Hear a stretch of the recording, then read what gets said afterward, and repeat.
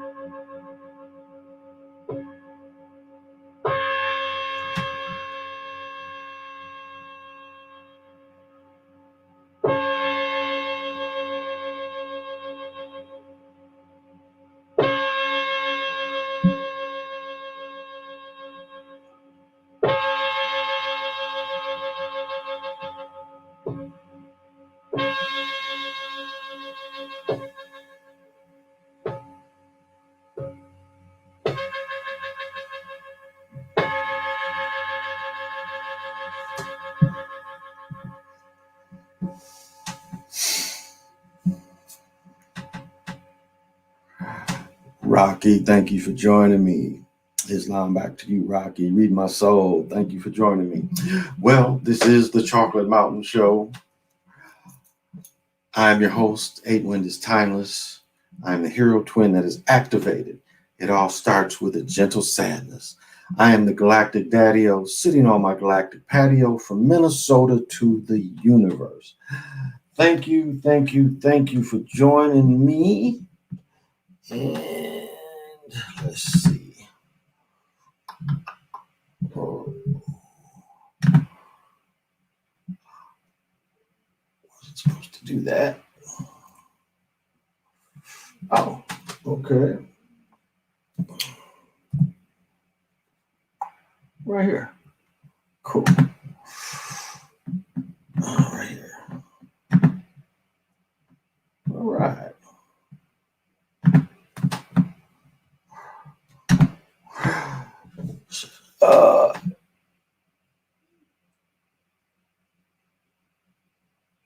Okay. Well, I sent you the link, and it's gonna be on here. We're not gonna do talk shoot. We're gonna do on here. I'm having problems with talk shoot. That's what took me so long, is I was having problems with talk shoot. Cussed them out about 3 times because they be on some bullshit. They be stopping me from recording and shit. And so, oh, but tonight's commercial is Guinness Stout. So, pop them if you got them, smoke them if you want them. And today, I've been gone all day. I had to spend time in the city. And let me tell you, it is an army in Minneapolis. Well, let me take that back. You drive near the lakes. We got Lake Hennepin, Lake Calhoun. Cops everywhere. You drive up and down the south side, there's no cops. You drive over in the north side, there's no cops. Now you hit some of these suburbs, Robbinsdale, Crystal, you see cops. But I didn't see any cops riding around the north side of Minneapolis. They have one. They see it's funny. Everyone wanted to defund the police, not just the melanated people, everyone. But they take it out because, believe me, them big houses around the lakes, the cops are still responding. But the poor people that live on the north and south side, the cops have went to war against them. And this is the thing, is how the hypocrisy is. This department is one of the most racist departments in the history of departments. Their gang unit being able to attack melanated people undeterred for almost 10 years shows this. Shows this. One of the first gentlemen that supposedly one of these, again, this has been a test state. I have no doubt that this has been a test state. Yeah, I sent it StreamYard. Yep, StreamYard. I sent you the StreamYard app. So, or StreamYard. Yeah, the chocolate milk of beers, no doubt. And so, this is what the people are facing. And it's like, it's almost like when you look at a bully, when a bully finally gets beat up, if the bully has any financial or anything, when the bully gets beat up, he'll do the pettiest shit. And that's how they're acting. They're acting petty. They're acting petty to the melanated people. They're not acting like the South Side has a lot of, like the North Side is one part of town. There's really no affluent areas. I mean, there's some old houses that are fixed up and nice, but there's really no affluent areas. I mean, if you find a $200,000 house on the North Side, you're not paying good money. You're kind of being cheated, because just living over there, there's nothing that you couldn't count on your property value going up. That's just the way it is. That's why there's a lot of rentals, a lot of Section 8s on that side of town. And so the bully is throwing a fit because it got checked. And that's one thing you'll learn about Europeans. They don't like being checked, especially cops. They don't like being checked. Once they get checked and their corruption is shown, I mean, you've paid 20-some million. Now, I was wrong. I guess the yoga teacher got 23 million. My mother told me, she's like, no, she only got 23 million. Still, she's the highest yoga paper 8 win. I've been able to log into my talk show. Which email did you send it to? I sent it to Sun Eagle 356. I can send it again. Yeah, I sent it to Sun Eagle 356. I'll send it again.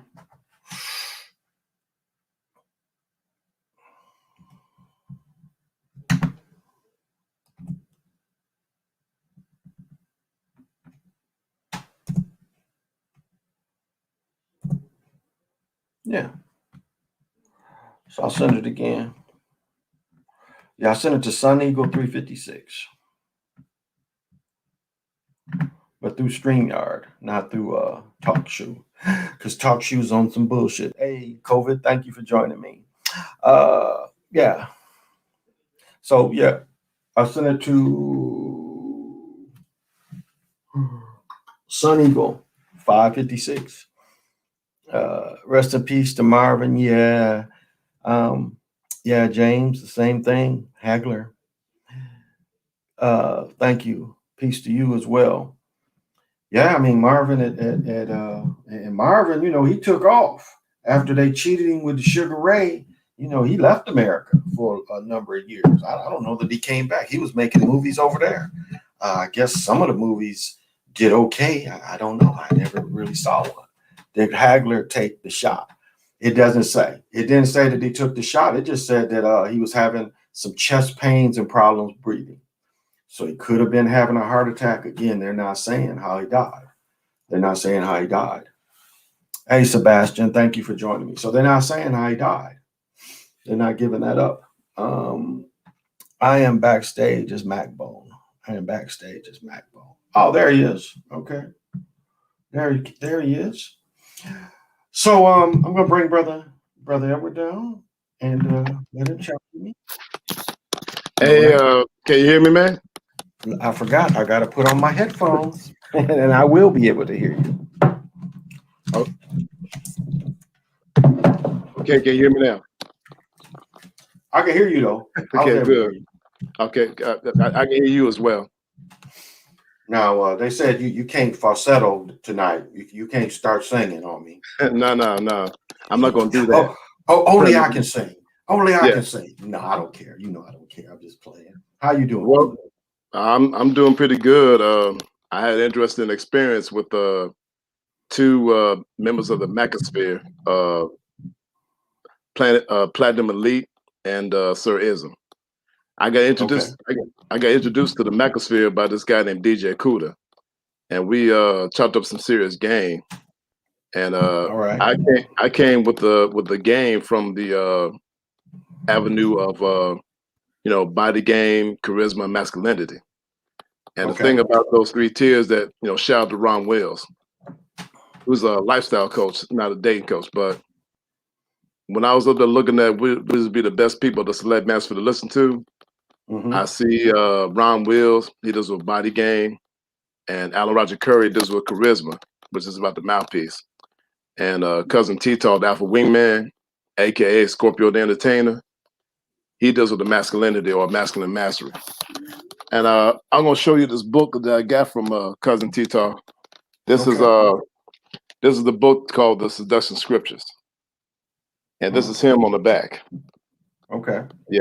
Yeah. So I've been reading this book, but see the thing about cousin T-Tall, he came up with this video with Ron Wills called The Simplex. And and this guy is not only an exotic entertainment dancer, he's also a choreographer, but guess what? He has a background in neuropsychology. Oh.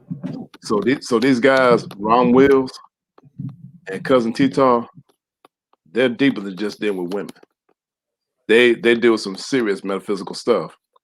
I even had a common conversation with Ron Wills. He's read some of the same books I've read. He's read The Tao Te King. He's read The Tao of Sexology. He's even read some books on Tantra. Okay. And I subscribe to his mentor, Master Yao Morris. And he talks about how different ways that you can control your sexual energy. So when I was up there having to talk about what I learned from DJ Kuda, Sir Ism, and Platinum Elite, they said that my game was like too complex form that I need to make it simple and slow it down a bit. So I just told them this: the vibration of your flow is determined by the quality of your glow. And that says something else like this: Macking is a process, not a recess. and then it came from another angle. When your game is long and strong, it's never wrong. And then it came from another angle. When your game is authentic, smooth, and strong, it never goes wrong. So back in the day, I was pretty good as a poet, writing words and stuff, putting words together. Because one of my aptitudes, my 3 highest aptitudes is mathematics. Second one is English and communication, and third is music. So I know how to put words together where it sounds smooth and everything, but Sir Ism be trying to rhyme, and so he always say "goddamn" and everything. But the reason why I was given the name, see, my name is Mac Bones / Mac Bones, and Mac Bone means a Mac who has balls and backbone. Shout out to Alan Roger Curry, because Alan Roger Curry said in order to be Mode 1, you gotta have balls and backbone. So I applied the counsel of Ron Wills and Alan Roger Curry and cousin Tito on the field, and I got some excellent results. I didn't get slapped upside the head. I didn't get thrown to drink the water. Like I approached this lady Vicky at the gym today. She was up there doing her lunges with a curl bar. That lady fit down the street from my sister's house. I'm in Duncanville, Texas right now at my sister's place, and I'm trying to get stuff together because certain circumstances happened in Arkansas where I had to leave with the quickness. Okay. But that'll be another story for later. All right. But I went up to this lady. I said, my name is Bailey. Ed Bailey, what's yours? I said, well, my name is Vicky. Well, I had to tell you this. When I saw you doing your exercises, I looked at you and the light called "damn" went off in my head. So I just want to tell you that the reason why I approached it is because I wanted to get together with you and have some casual fun sooner or later. What say you? And Vicky said, "Well, Ed, I'm flattered, but I'm married." I said, "Hey, it's all good. Thanks for telling me." That's mode one right there. Upfront, straightforward, and direct. Right. I've done this many times. And I got some good results. I mean, sometimes I just go ahead and get the sex rather than I say it. So it works for me, man. Because by doing that mode one, it helps weed out the women that are gonna waste their time, the manipulative time wasters. Shout out Roger Curry. So we had a discussion about shout out to the big three of the select manosphere. Some of the guys were getting butthurt about it. And I just broke it down to them like this. I said, okay, we're talking about the big three of the Negro manosphere. That's Angry Man, O'Shea Jackson, and Obsidian. Now when we talk about the select manosphere, that's Ron Wills, Alan Roger Curry, Cousin T-Tall, and C Boogie and Call Your Fan, Steve the Dean Williams, and others. But the big three like Ron Wills and ARC and Cousin T-Tall, Ron Wills and Alan Roger Curry have been interviewed by people like O'Shea Jackson, Your Fan, and Lifestyle Fitness, all sorts of other guys. Alan Roger Curry has been dealing with this mode one since the 1980s. In the first seduction story in that book, Who Say It Again, which is my favorite seduction story, he was on a triple date, right? And this lady was up there giving him problems. And then, she came behind him. She came behind him and said, are we hurting? Are you feeling like a child? And he said, shut the fuck up. And then the lady said, what'd you say? I said, you heard me. Shut the fuck up. You got two choices. Either you're going to shut the fuck up or you're going to suck my dick. So when he went through the process, his two friends, see, this happened in 1984. Okay. And then when I look at his stories and everything about how he did all these different type of women, he also had a story in which he was friends with Nina Hartley, one of the famous porno stars in Hollywood. And I think some of those current porno things that they have today about the daughter, the daughter, the mom, and the man are probably based on his real life sexual escapades. Because of the thing is, okay, that seduction story happened in the 80s. And now they're having the skin flick stories about that. And he's also BDSM expertise where he's the bull, because you got the bull, the hot wife, and the cuckold. So he was the bull.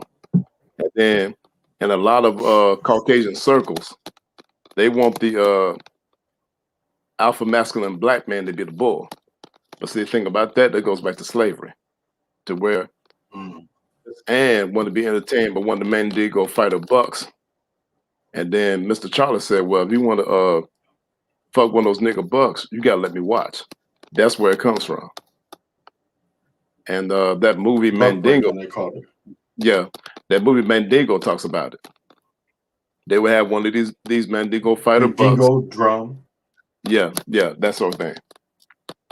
They would have one of these Mandingo drums, fuck some of the high established, white ladies on one condition, then men be allowed to watch. So a lot of this stuff ain't new. It has a certain historical archetype to it. And I remember there was one lady named Sheila Eaters trying to blast me on the panel and everything, right? Well, I was telling my experiences with women and everything, saying that it's not true. I said, well, and I saw like take a page from Ron Will's book. How do you know you weren't there? How do you know it's true now? You weren't there. And I decided to go ahead and jump off the panel because Max focused on power. If there's no power in a certain place, the Mac ain't gonna be there. So I went ahead and just left him alone. Okay. So the thing is, I'm relating to those Maxim players on the panel at Sir Ism's channel just by talking, having a convo on game with them and everything, because I don't drink or nothing like that. I'm eating like Mm-hmm. tuna. I mean like tuna, strawberries, and grapes right now as we speak because I got to work out tomorrow. I just got my new All right. Olympic weight collars in and my exercise wheel in. And check this out. I sparred with an 18-year-old boxer yesterday. We went through the paces, and he hit me hard, but I hit him harder in the arm and near his chin. And the 18-year-old was surprised I was 51 years old. He said, sir, you really are 51? Yeah, I'm 51. And I can hit too. Because he thought he got me real bad when he connected to my left jaw, right? And I did like this. Okay. And I said, "Oh, hey, man, I'm all right." And I scared the shit out of him by doing that. He thought it really hurt me. I said, "No, I'm fine." Because the first person Okay. that taught me boxing was Joe Islam, who is a former member of the NOI and the FOI. And then Okay. years later, I was taught boxing by this guy named Coach Norman Baker, who's been training boxers, champion Golden Gloves to professional boxers since 1977. And the thing is, the guy that owns the Straight Right Boxing Fitness Gym, former champion Keith Anderson, was trained by Coach Norman Baker himself. So Coach Norman Baker is a household name in Arkansas. Everywhere he goes, he's allowed to freely train people anywhere in any boxing gym. And see, the thing about boxing. Are you typing? Are you typing? Because I'm hearing clicking, a lot of clicking. Are you typing? Oh, my bad. No, I have my iPad down on my lap. You know, my bad. No, okay. Okay. I'm just hearing the clicking. Okay. But you Go know, ahead, it's like I told these cats, my social media channel is real life experiences in the streets. And because you know, I had 2 YouTube accounts, right? One connected to my Jaguar God 6 at Gmail, and one connected to my Sun Eagle 356 at Gmail. And they was up there saying I was saying some racist and harsh things. I said, and I told the YouTube community, now wait a minute. You up there allowed a terrorist organization in ISIS have a video of them chopping a man's head off. You didn't flag or ban the video or nothing. And then you up there got videos of black females almost naked, shaking their butt, twerking, doing all sorts of dysfunctional crap. And you ain't got those videos banned anyway. But then when you got a melanated Black American man, a critical thinking, wise Black American man telling the truth of what's going on, now you got a problem. That's why I call them butthurt dynamics. And I noticed that C Boogie's videos had to go to private. Not because of these women, it's because of these butthurt incels and MGTOWs. And then I got a problem with them too. After I told them about my experiences, like I told them about one experience where I slept with this older woman named Donna Smith. I mean, hey, I grew the real good one night. She cooked me breakfast in the morning, and guess what? I didn't have no car. I rode the bus to her place. I didn't need to have a car to smash a woman. Right. And that's why I explained to some of these people. You know, like I told Valo a long time ago, Home Depot. If you working at Home Depot, why in the hell would I have to take care of you financially? Because I told her, let me explain something to you. If you want me to take care of all the bills, you have to submit to my authority, do what I say, when I say it, how I say it. You don't argue. And see, that's the thing that's wrong with these dysfunctional Black women. They want it both ways, and it can't happen like that. They don't try that with that white man. And you remember that Wheeler situation where he knocked her down because she wouldn't bow down and worship him. This is the fruits of their labor. And see, that's the thing that's so dysfunctional. I mean, you got some hotep niggas dating fat white women, and they're supposed to be hoteps. Hey, you remember that movie? Don't be amidst the South Central while drinking your juice in the hood. You remember that homeboy that they had that was confused, and at the end, he saved the life of that blonde white woman in the dress. Yep. Yep. I'm with Super Sly 75 in this. I don't care what you do, but if you're gonna do something stupid, don't tell nobody about it. Like Game Changer, who bought a store with that Dominican lady. And I heard from D. Durrell that in real life he weighs 400 pounds. Ooh. And How tall is he?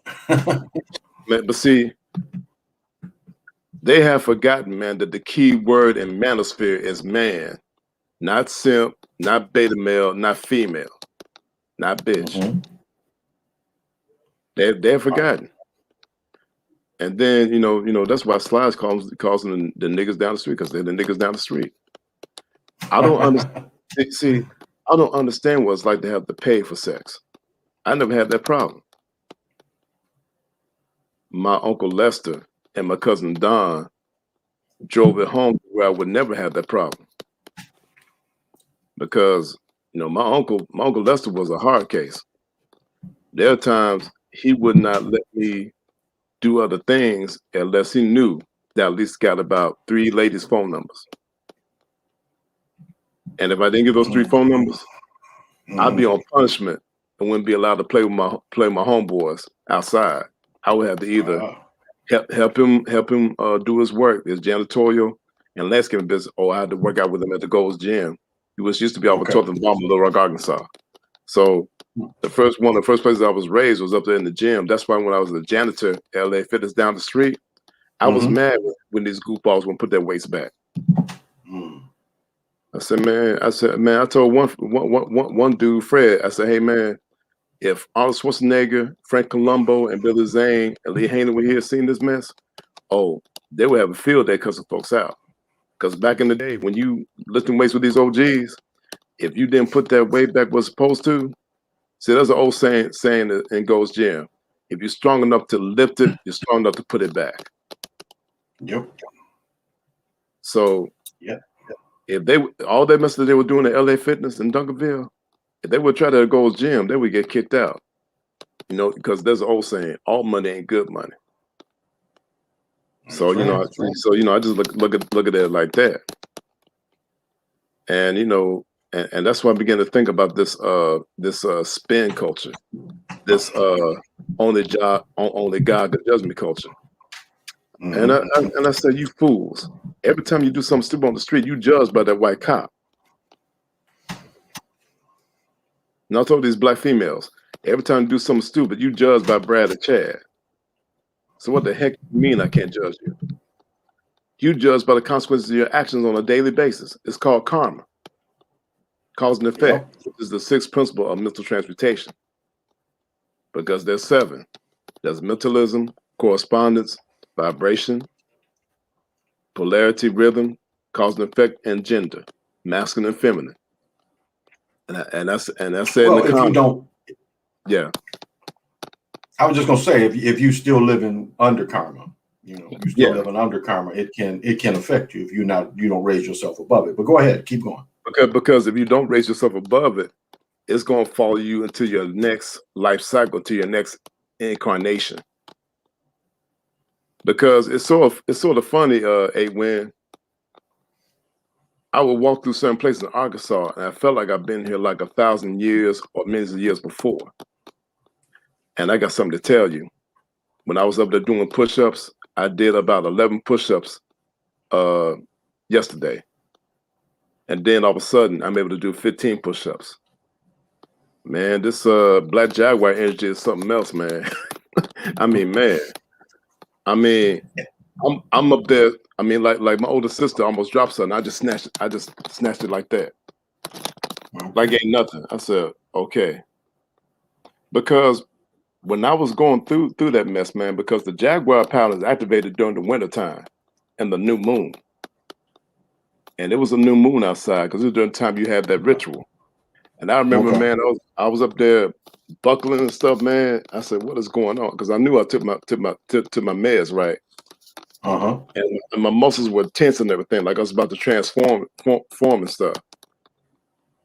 And then I realized that's why I didn't get no visions during my naming ceremony in 1996, because guess what?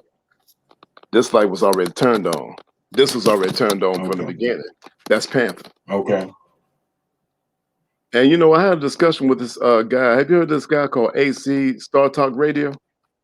Oh no. He said he said it was the white man that brought the idea of the culture of the Jaguar. I said, dude, you gotta be kidding me.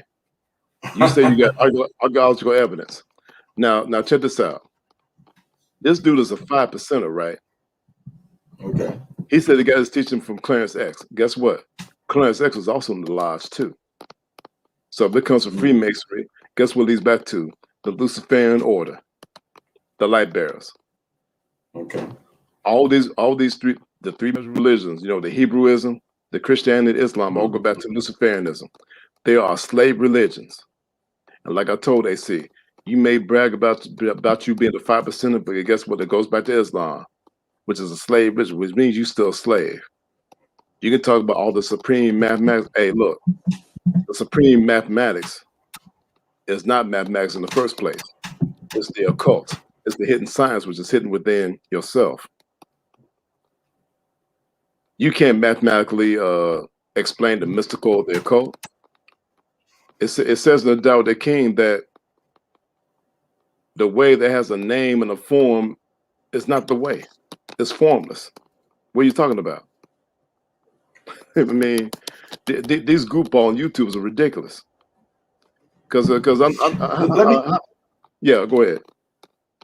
Well, just what you made me think of is like I am all up and down the Minnesota River, and the Minnesota River is where these people, the Dakota, fought these Europeans all up and down the river, and it's times that I would catch them. I'll catch the battles. You know, I'll see the battles, and I'll see the warriors fighting these mugs up and down. Like I was sitting across from the river, and across from the river, I saw this whole battle scene. Wait a minute, was this in the dream time? I tapped into. Was this in the dream? This was during the daytime. This was during the daytime. So it was a vision. It was a vision, sunny? yeah. Was it sunny? Yeah, was it sunny? It was sunny. Hey man, Amun Ra sent you that vision. If you seen that vision on a bright sunny day, that's Amun Ra doing this thing. Because guess what? The Olmec was sun worshippers too. Now that French word Su in French means sun worshiper, because they have the sun dance, which goes back to the ancient Nubian and Olmec mysteries. Olmecs and Nubians are the same folks, man. They're the same folks. Okay. I mean, so all this, you know, like Charleston White said, you got these messed up 5%ers that talk about the 5%, but they don't own the percentage of the gross natural product or the GNP. But they talk about the 5%. Yeah, you like 5% of 5%, 5% of the broke niggas that are awake, but you haven't woken up to collect your dividends, have you? That's why, man, I went straight to Taoism. Man, see, Taoism, man, makes so much sense. Taoism has the 9 universal principles. You know, the suppleness, the flow, the gentleness, the balance, the harmony, integrity, the nothingness, the subtlety, and simplicity. And guess what? I came up with my own definition of Taoism. I say that Taoism is the art and science of transforming one's mind and body through simplicity, evolving beyond duality, reconnecting with one's soul. That's my definition of Taoism. I've been studying Taoism, man, since 1987, since I was 18 years old. And then I look at these cats. I told Jessica X and all these other fools, you would have to study, you would have to read a whole library of books before you even try to argue with me. Because if you can't argue with Super Slide 75 or Nick Taylor, you ain't got no way of dealing with me. And guess what? Nick Taylor, Super Slide rock with me. Because I remember when I first called Super Slide 75, he was up there and said, man, who's this dude, man? From Lower Arkansas talking this deep mess. He didn't know what to do. And it was funny. And I remember that his funniest video was when he was on a live with Edward Anderson and Taz. And then Edward Anderson said, I know you want to F me. And Styles was up looking like this. You know, it was funny, man. And I told Sly, it's because that look you just showed that you got about 5,000 extra subscribers, dude. I mean, I rocks with Sly, man, because me and him studied the same stuff. He studied Bobby Hemmett, so did I. He studied Morse and Dogma. I got a copy of the Morse Dogma in storage at my home in Little Rock, Arkansas, man. I got one of the original editions of the book. Man. And you know, you got these so-called enlightened hoteps, right? I asked them this, okay, what are the 7 principles of mental transmutation? What are the 9 principles of Ma'at? What are the principles of the ancient mystery schools and the mystery schools? What is self-knowledge? They can answer those questions, man. And then I ask them this, okay, if you don't know that, what the hell you doing on this panel acting like you know African culture and Native American culture? Y'all just a joke. And guess what? Nation of Islam is a joke too. Got the son of Farrakhan married to a white woman. Man, Elijah Muhammad be flipping in his grave, man. That's why I told my homeboy Joa, your organization has been compromised. They up there teaching the Church of Scientology, headed by a pedophile sorcerer, Ron Hubbard, a student of Aleister Crowley. And you remember what happened to Aleister Crowley's followers during World War II in Italy, right? Benito Mussolini told them they got until Sunday to get out of town or he would kill them. Oh yeah, I remember that. and then the next week, Benito Mussolini massacred 3 to 6 million Ethiopians and Eritreans. That's a lot more than the Jews that they massacred at Warsaw and Poland and all that during the concentration camps. They killed and massacred a lot more Africans in Africa during World War II than they did Jews. You know, and then we look at these slave religions, right? We as a melanated people, man, have been. The thing is, even the elite don't even know our birth record, because guess what? They discovered that we also been on other planets too. Like my name, Sun Moon's Epic. You know, Grandmother Selma explained it to me. It said, well, Edward the 7 stands for the 7 Pleiades. That's one of the colonies in which the God man set a colony on. And I asked Grandmother Selma, who's the God man? Well, Edward, the God man is you and melanated people like you. The God man mixed with the animal man and out created the human, which is Caucasian, Asian, East Indian, right there. So you have certain Native American stories talking about the same thing that they're talking about in the Sumerian tablets. And then I tell these fools, it's so simple. You remember that movie Drive Angry, starring Nicolas Cage, right? Do you know what he called the accountant? He called him Anubis. That was Lucifer's original name eons ago, before this 6,000-year-old Christian thing. And if they can just use common sense and logic for a moment. Lucifer is the son of the morning in Isaiah 14:3, and Jesus said he's the bright and morning star. They're the same dude. This is a celestial being that has a personality disorder, a dissociative personality disorder.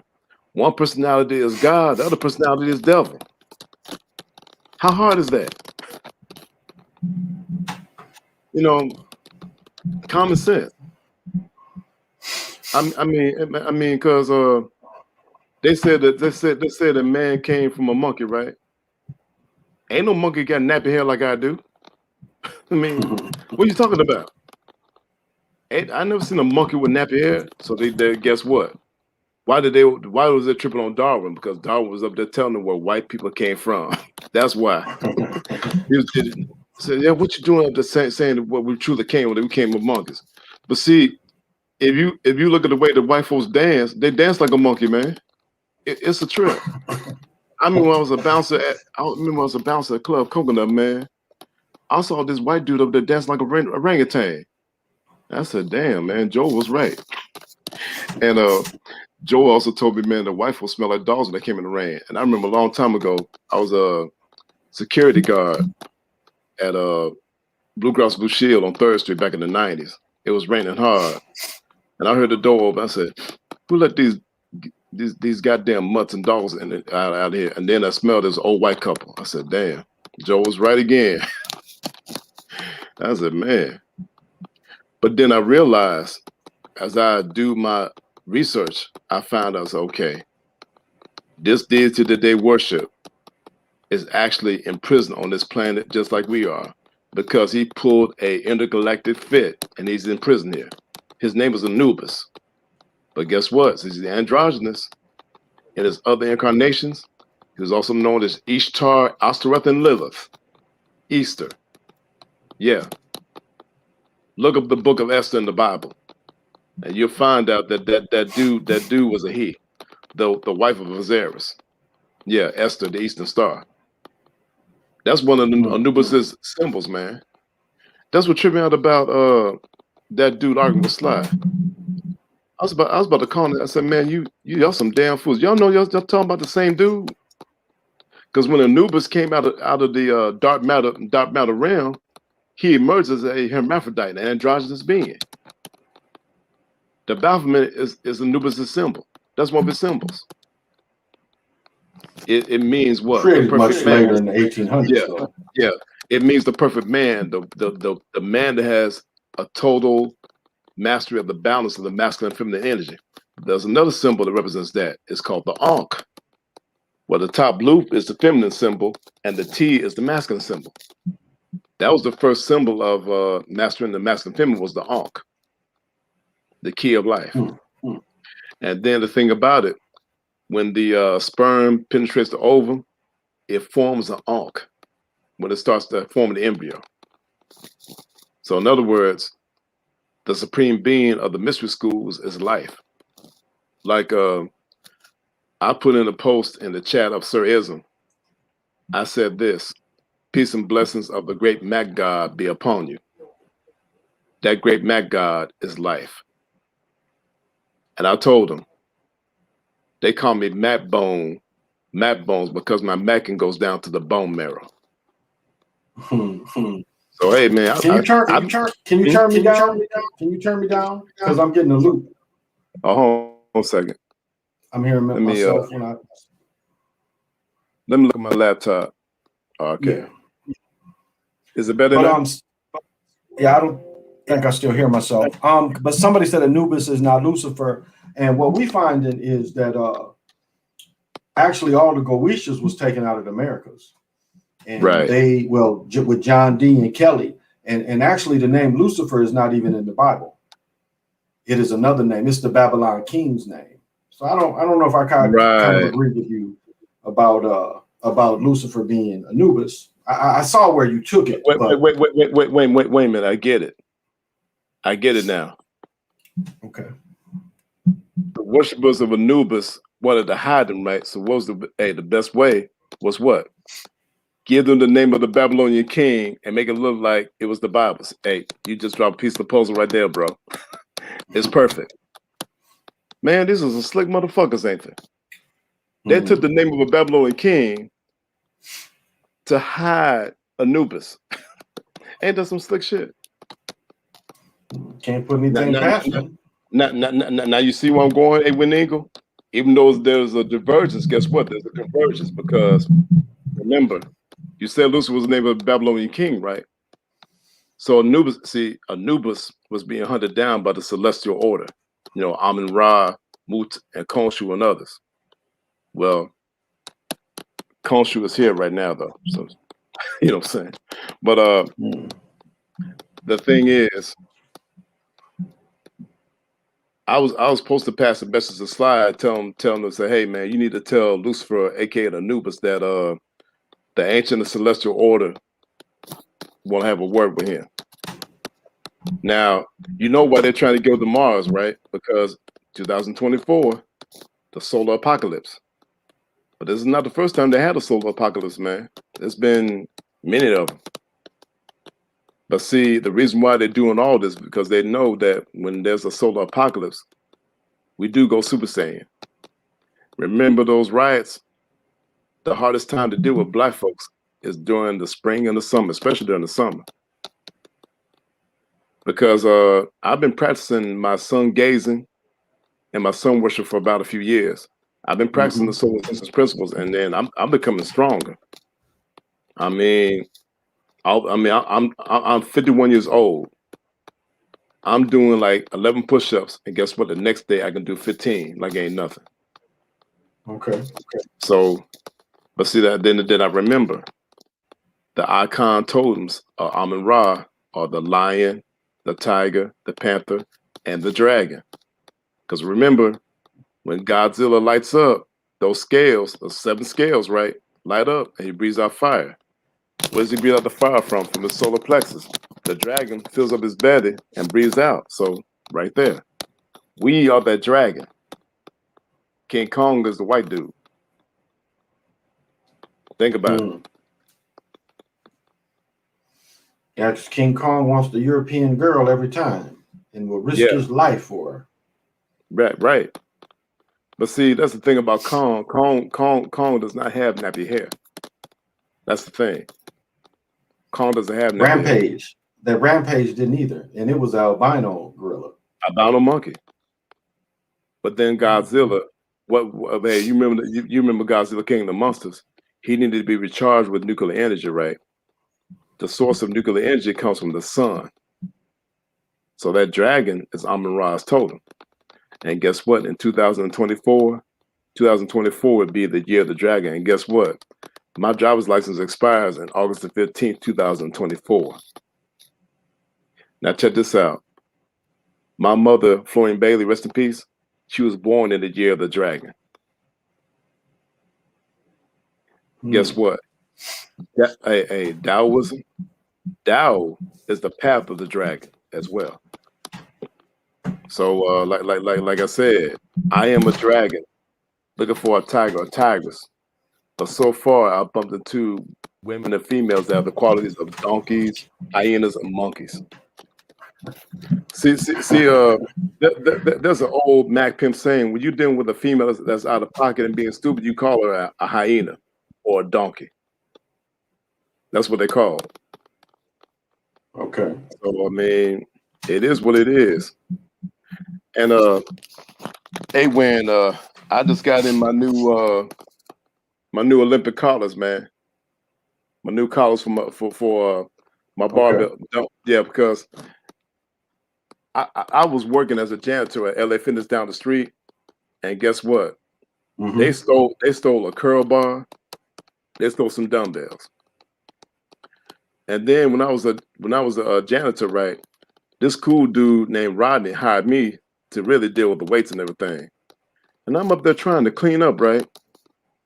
I was trying to clean up one Saturday, and there's these young Negroes that had a fight on the basketball court, and one of the sales rep managers, Aaron, asked me to break it up. So I came in there with bass in my voice, you know, sounding like a thunder god.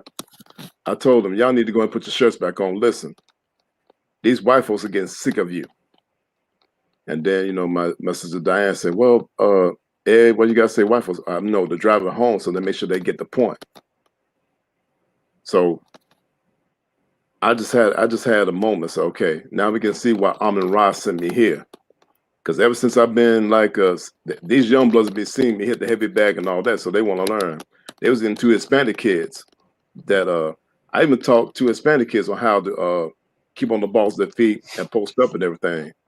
Like I explained to one young dude named AJ, I said, hey man, remember boxing is about controlled aggression, not about out of control aggression. The boxer that wins the fight is the one who has the most control of their aggression.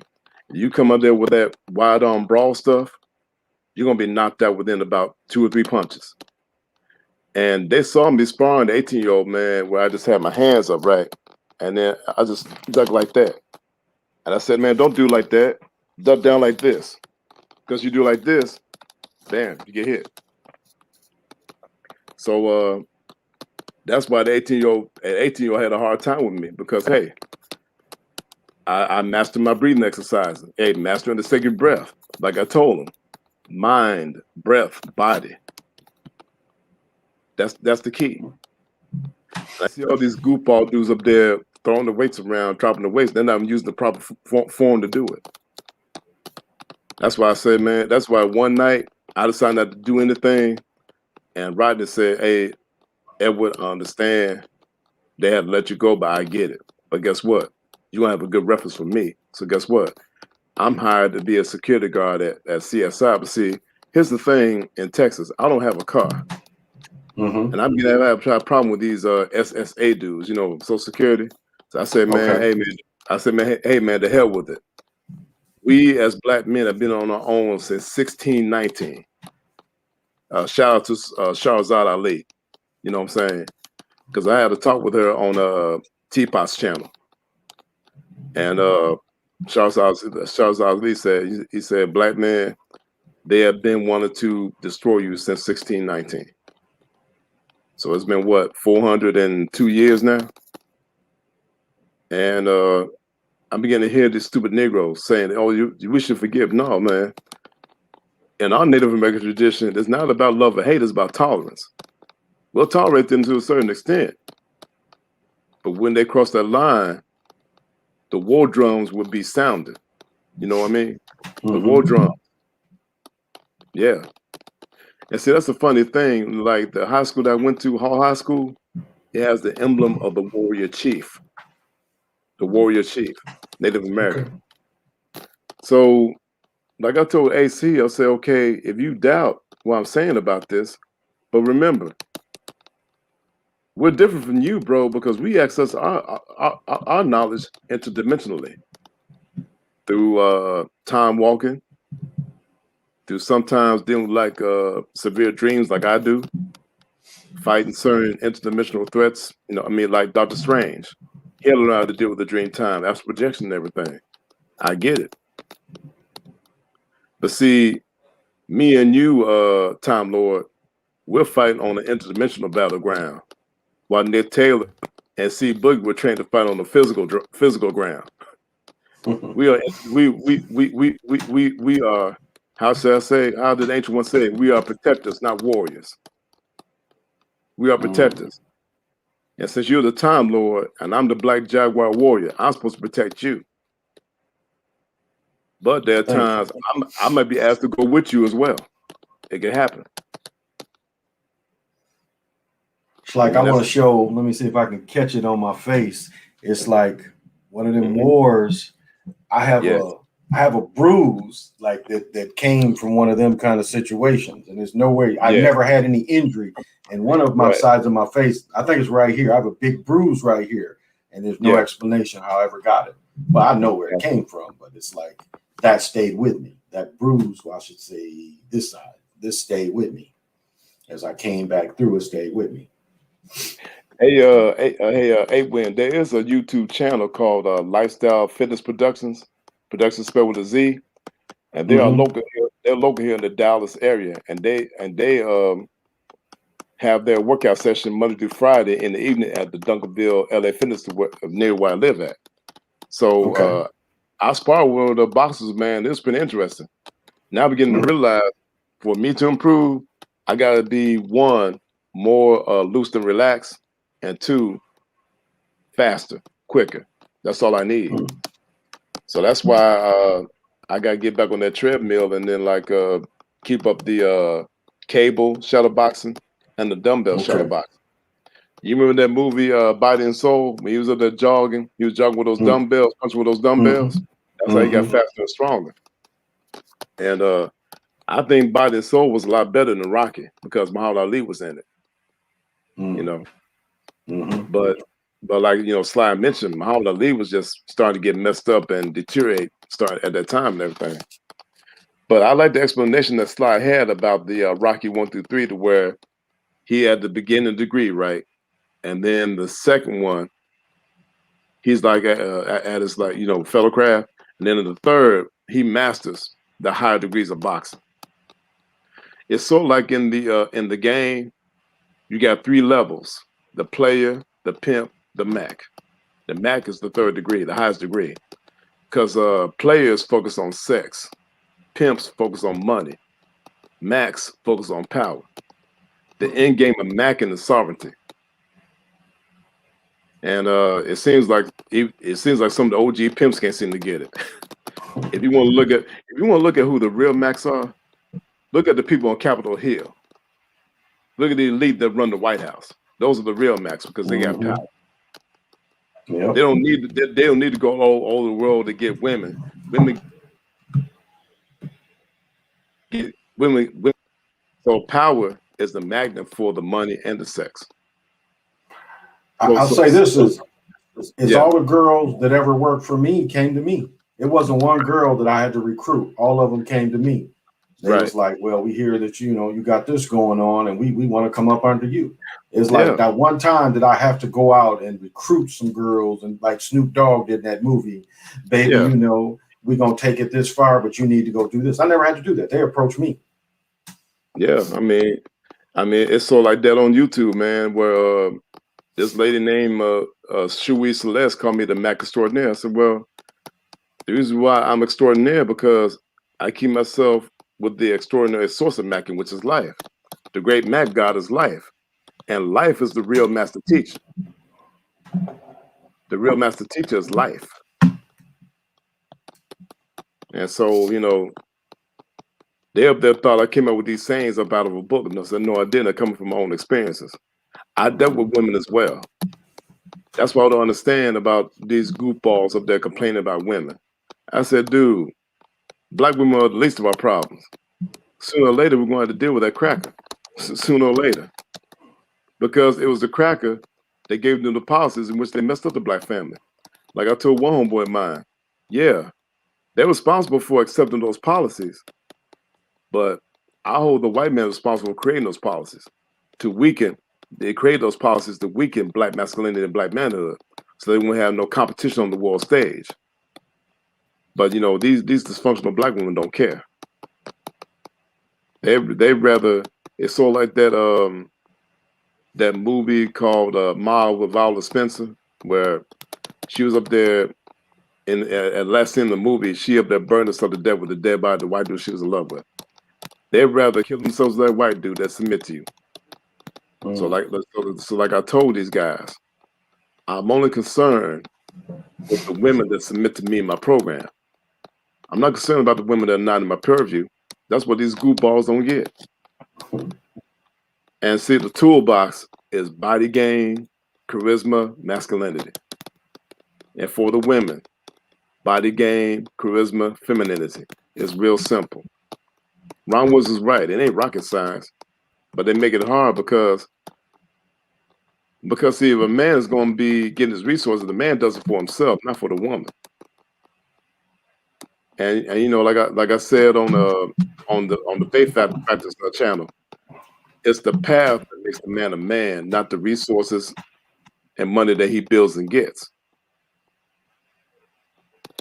That's why I don't get these guys saying that. I mean, like I dealt with those two women at LA Fitness the other day. I told them, you need to get that feminism out of your head because it's making you stupid. And if you use your brains more than your mouth, it'll take you seriously. But I'll tell you what, I'm gonna call the manager, and the lady gonna have the nerve enough to call her husband. And I told her husband this: there's boxers trying to wait to work out those heavy bags. They have plenty of room over there on the other side. Your wife does not have privacy because it's a public gym. And I looked at that dude's wife, and she was a beat down, bust down donkey, a hyena. What do you worry about? And you know what I told the guy? If you need help getting your wife under control, I'll be glad to help you. You know what I'm saying? Because yeah. No, I was going to just say, I think that's a thing that I forget about. I forget to tell women that I'm an alpha. I may be almost 60 years old, but I'm an alpha. I don't step aside. I speak my mind. I hold my head up high. And no matter if I got 2 cents in my pocket or a couple thousand, I walk down the street like I am the shit,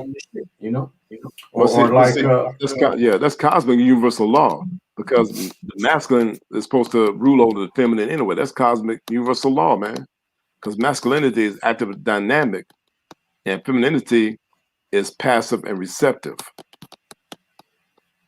And it was like what you were saying, like when the sperm comes to the egg, even the egg, it picks the sperm out of all these millions of sperm. The egg will turn a certain way because it sees the one sperm it wants to allow in. So it will turn and make it favorable for that particular sperm out of millions. It will turn and let that one sperm come in. So it chooses that one sperm. And that's what we've been talking about, being chose. You know, you get chose without even saying something to people. Right. Like when Ron Wills talked about the time he was in Washington, D.C. trying to eat his buffalo wings, and women approached him. You know, and you know, that's the thing. You know, you heard about C. Boogie's Self-Improvement Summit, right? I don't know who that is. I'm sorry. No. Well, C. Boogie, well, you know what? Sly knows who he is. Okay. Sly knows who he is. So, you know, after seeing this mess, man, what happened to Great Wade's son, they're really trying to make black masculinity and black manhood extinct for some reason, because they know that, like Sly said, once you go Super Saiyan, it's over. Well, let me say this is like Kenny Smith was on Thursday night. He's wearing what do they call them? Pedal pushers. You know, where you got the little thin little pants where you wear them high waters. Right. And I mean, if that ain't soft, I mean, that you can't be any softer than that. And I'm like, wow. It's like you sold your soul so much that you will agree to do that to yourself. And then he came out with the LeBron James shorts with the, you know, the suit and the shorts, you know, and it's like, wow. Why would you do that to yourself? Why would you show that to other men? But when they paid an agenda, they can't be strong. I mean, that's the agenda. Because in order for them to destroy the black family, they got to destroy the masculine principle first.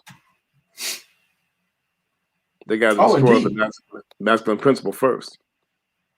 And that's why a lot of the drugs is given to boys at the young age, because they don't want them strong. They want them just sitting there zombie-like. They give them that medicines, and the medicines make them zombie-like. And it does it, instead of them sitting up and being upright, you know, they be in a fog. You know, the medicine keeps them in a fog. And so they can't be the strong men they need to be.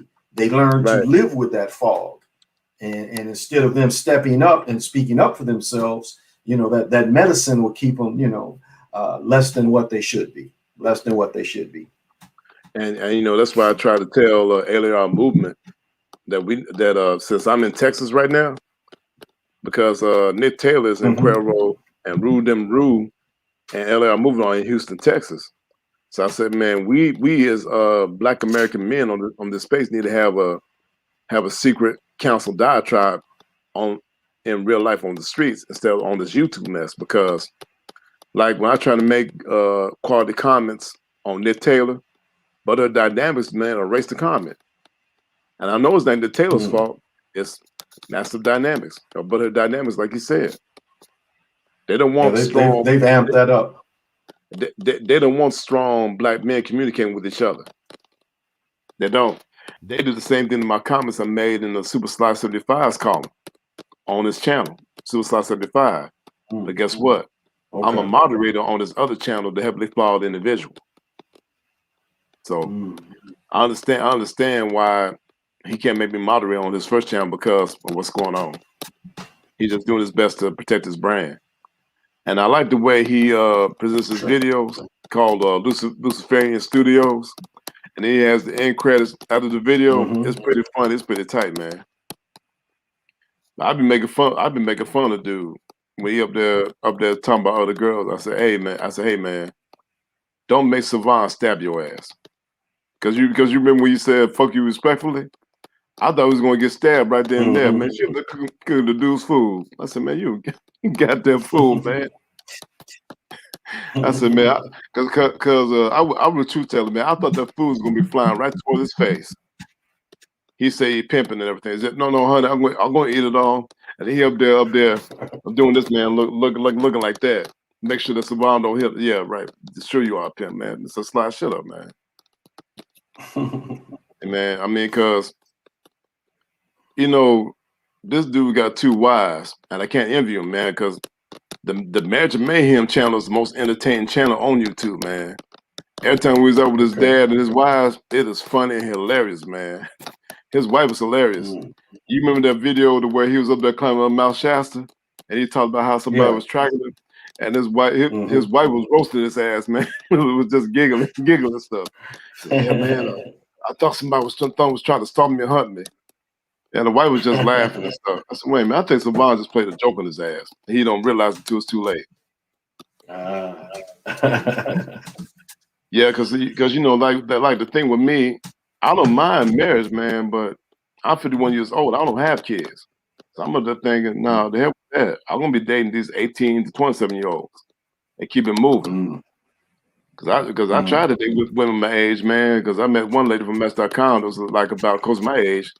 She wanted me to go with him to beat up his boyfriend. I said, hey, get the hell out of my face and go and get some psychiatric help. You and your boyfriend, you and your boyfriend both need to take some meds. Real talk. Man, there's a booger bear that lives across the street from me, and she just tried her damnedest to give it to me out of either leg. And now she's like, she's 32, 33. We're still young, but she's pregnant again. And it's like she was doing it out of both legs, so she don't know who she's pregnant by. And I'm like, I'm glad my hat isn't in that ring. Because that's all she's about. Why would I want? Because I look at how she raises her other children. So why would I want to co-create with her? You know, and it's like mess up another person, and then stick me into that for the next 20 years. You know. Hey, have you ever read this book by Ron Wills called Meeting Attractive Women? I just got to reading the book. Yeah, you know, Ron Wills talks about the damn principle. And you know, I was at LA Fitness about to work out yesterday, right? And I saw this fine black lady up there stretching down, doing her walkings, and I said, I was talking to my homeboy, and I looked around and said, damn. The damn light went off, man. I said, okay, I'm gonna holler at this broad. And I had a talk with LAR. You heard of LAR movement, right? Tell me about that. Well, Sly knows him. Sly knows LAR movement. So he's a YouTuber, man, and he's like LAR movement, you know, still moving. And I had to talk with him over the phone about it, man. I said, yeah, Unc, you really doing it. You really showing out your courage, talking to these women offline and everything. So I said, okay, now all I gotta do is just really build up my body and make my body slender and cut and finesse myself even more.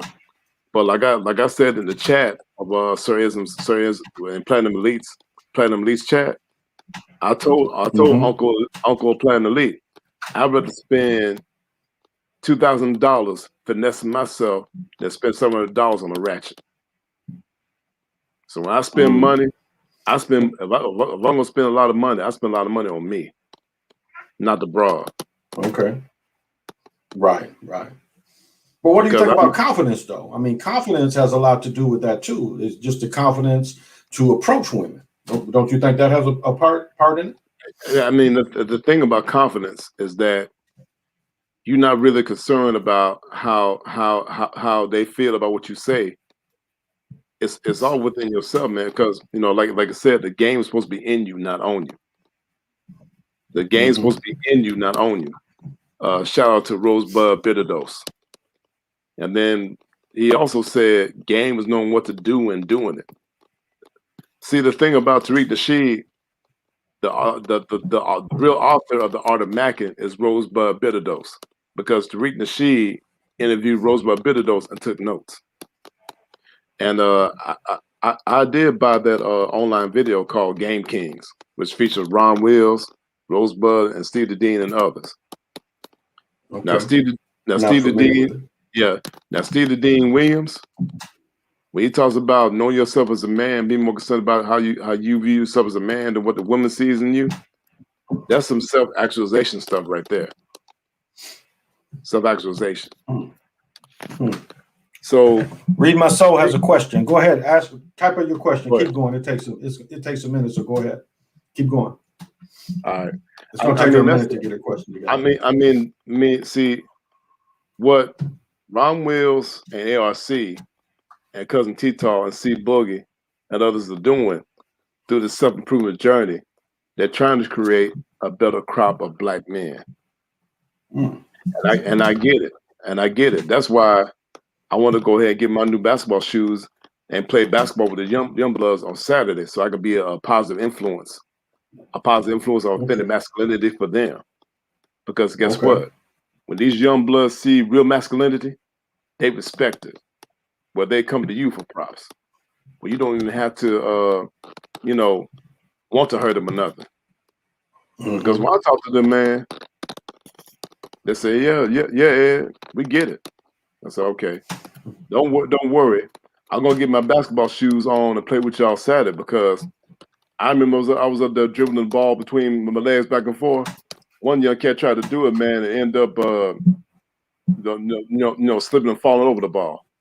I said, young blood, who taught you how to play basketball? Yeah, I definitely need to play with y'all, because I was just shaking my head. I said, what is going on here in this basketball court? They're playing like there's some female. Okay, Jocasta taught me. Jocasta, shout out to Truth Teller 410. Jocasta. Okay. Hey, man, I love that Grand Inquisitor show, man. It is funny, man. It is funny. Now, Read My Soul's question came. He said, how do you feel about your woman's mother trying to put herself on you? I've been in that situation, and I did mess with the mother and the daughter. I've been in that exact situation. And it was, her daughter was a little younger than me, and her mother was closer to my age. And yeah, I ended up messing with the mother too. I was kind of messing with both of them at the same time. That's been interesting in the Black community, where you got the mothers competing with their daughters over the same man, which is really messed up.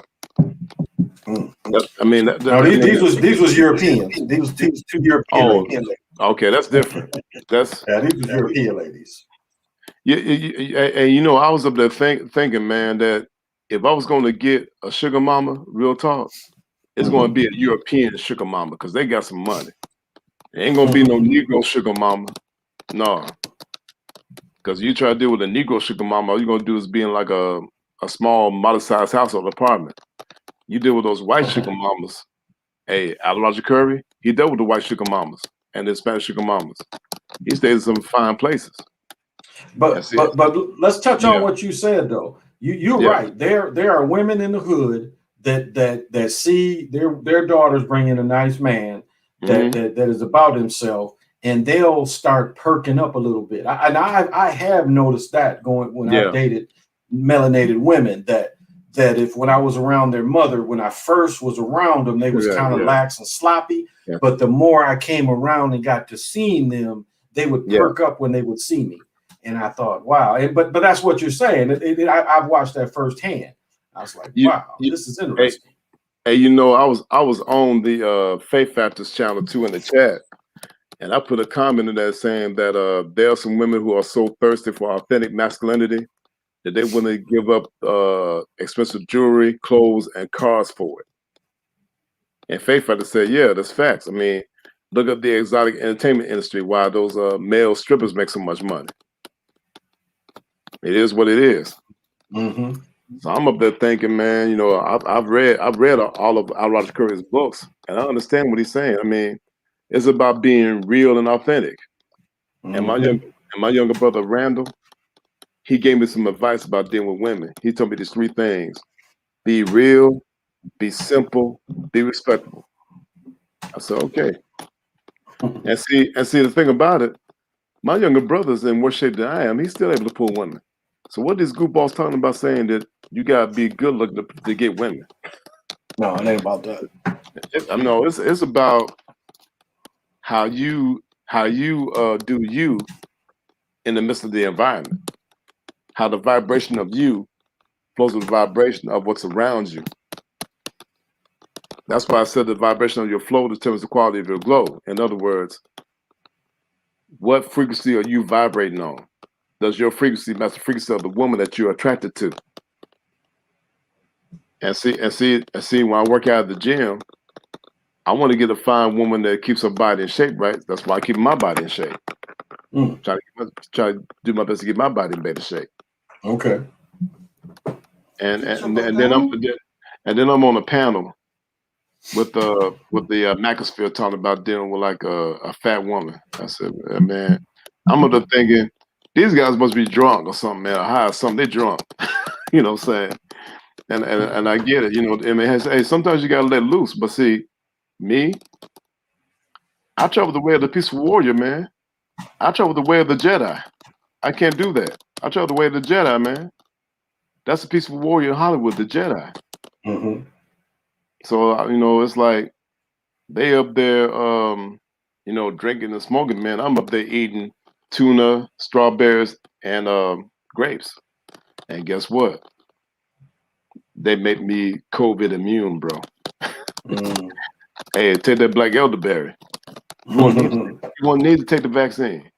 Mm-hmm. Because what they did, they re-engineered the virus into the vaccine. That's why people are dying and stuff. And it's just common sense, man.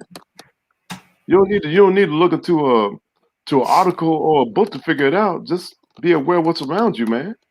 Mm-hmm. Man, you know what? I didn't wear my mask all that. I didn't wear my mask most of the time. I was at the LA Fitness gym down the street, and I was fine. And see, we got this COVID thing going on. I remember thinking, why the hell this dude taking showers at the gym knowing we got COVID?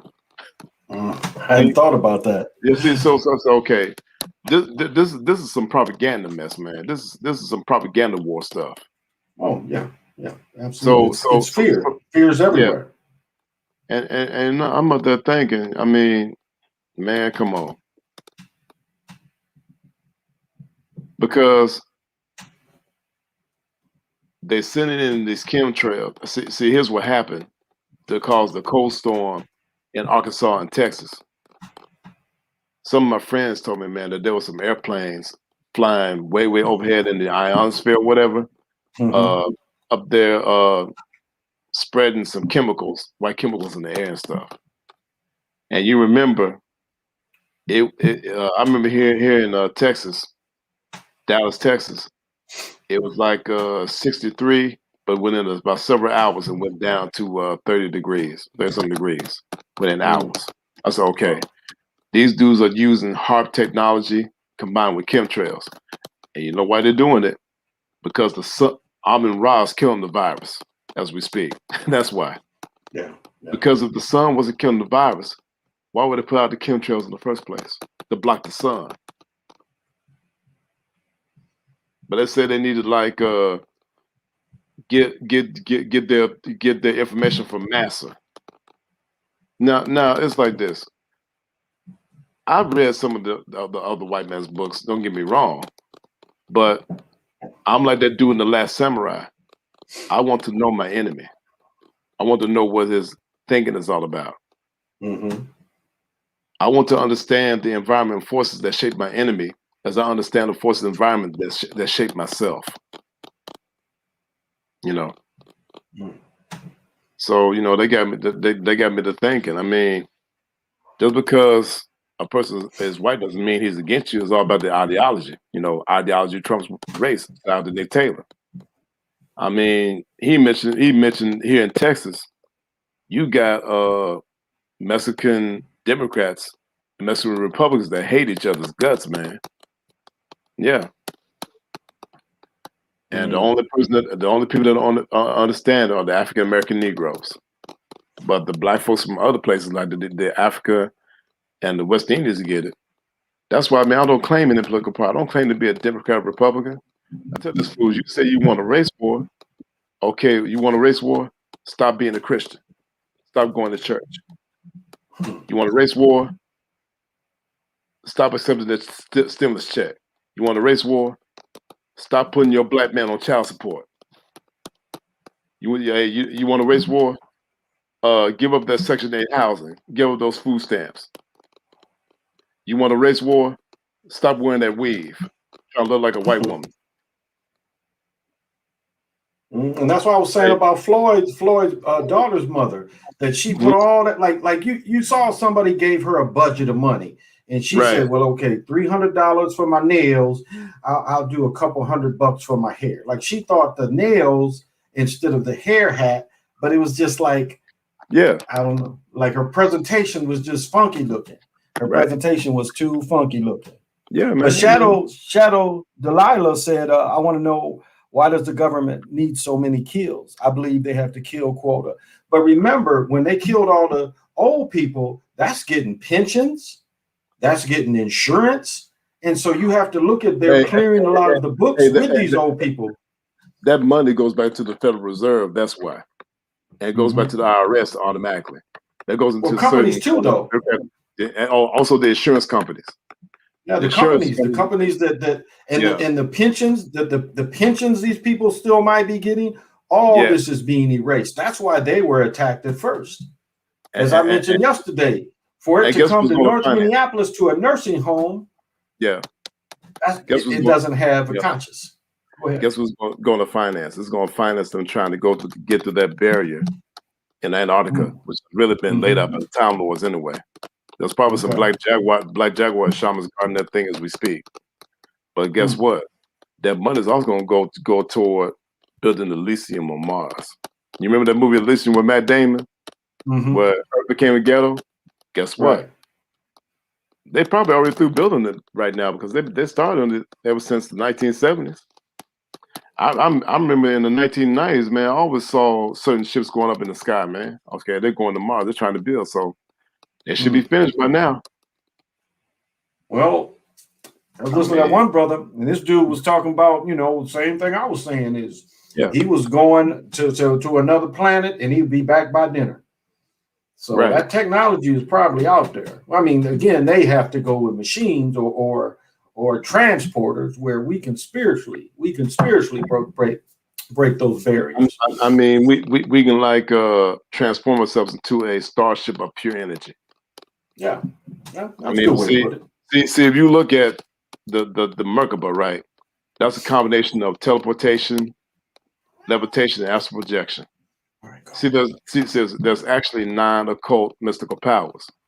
There's telepathy, teleportation, telekinesis, intuition, clairvoyance, psychometry, astral projection, levitation, and mental transmutation. Those are the 9 mystical powers.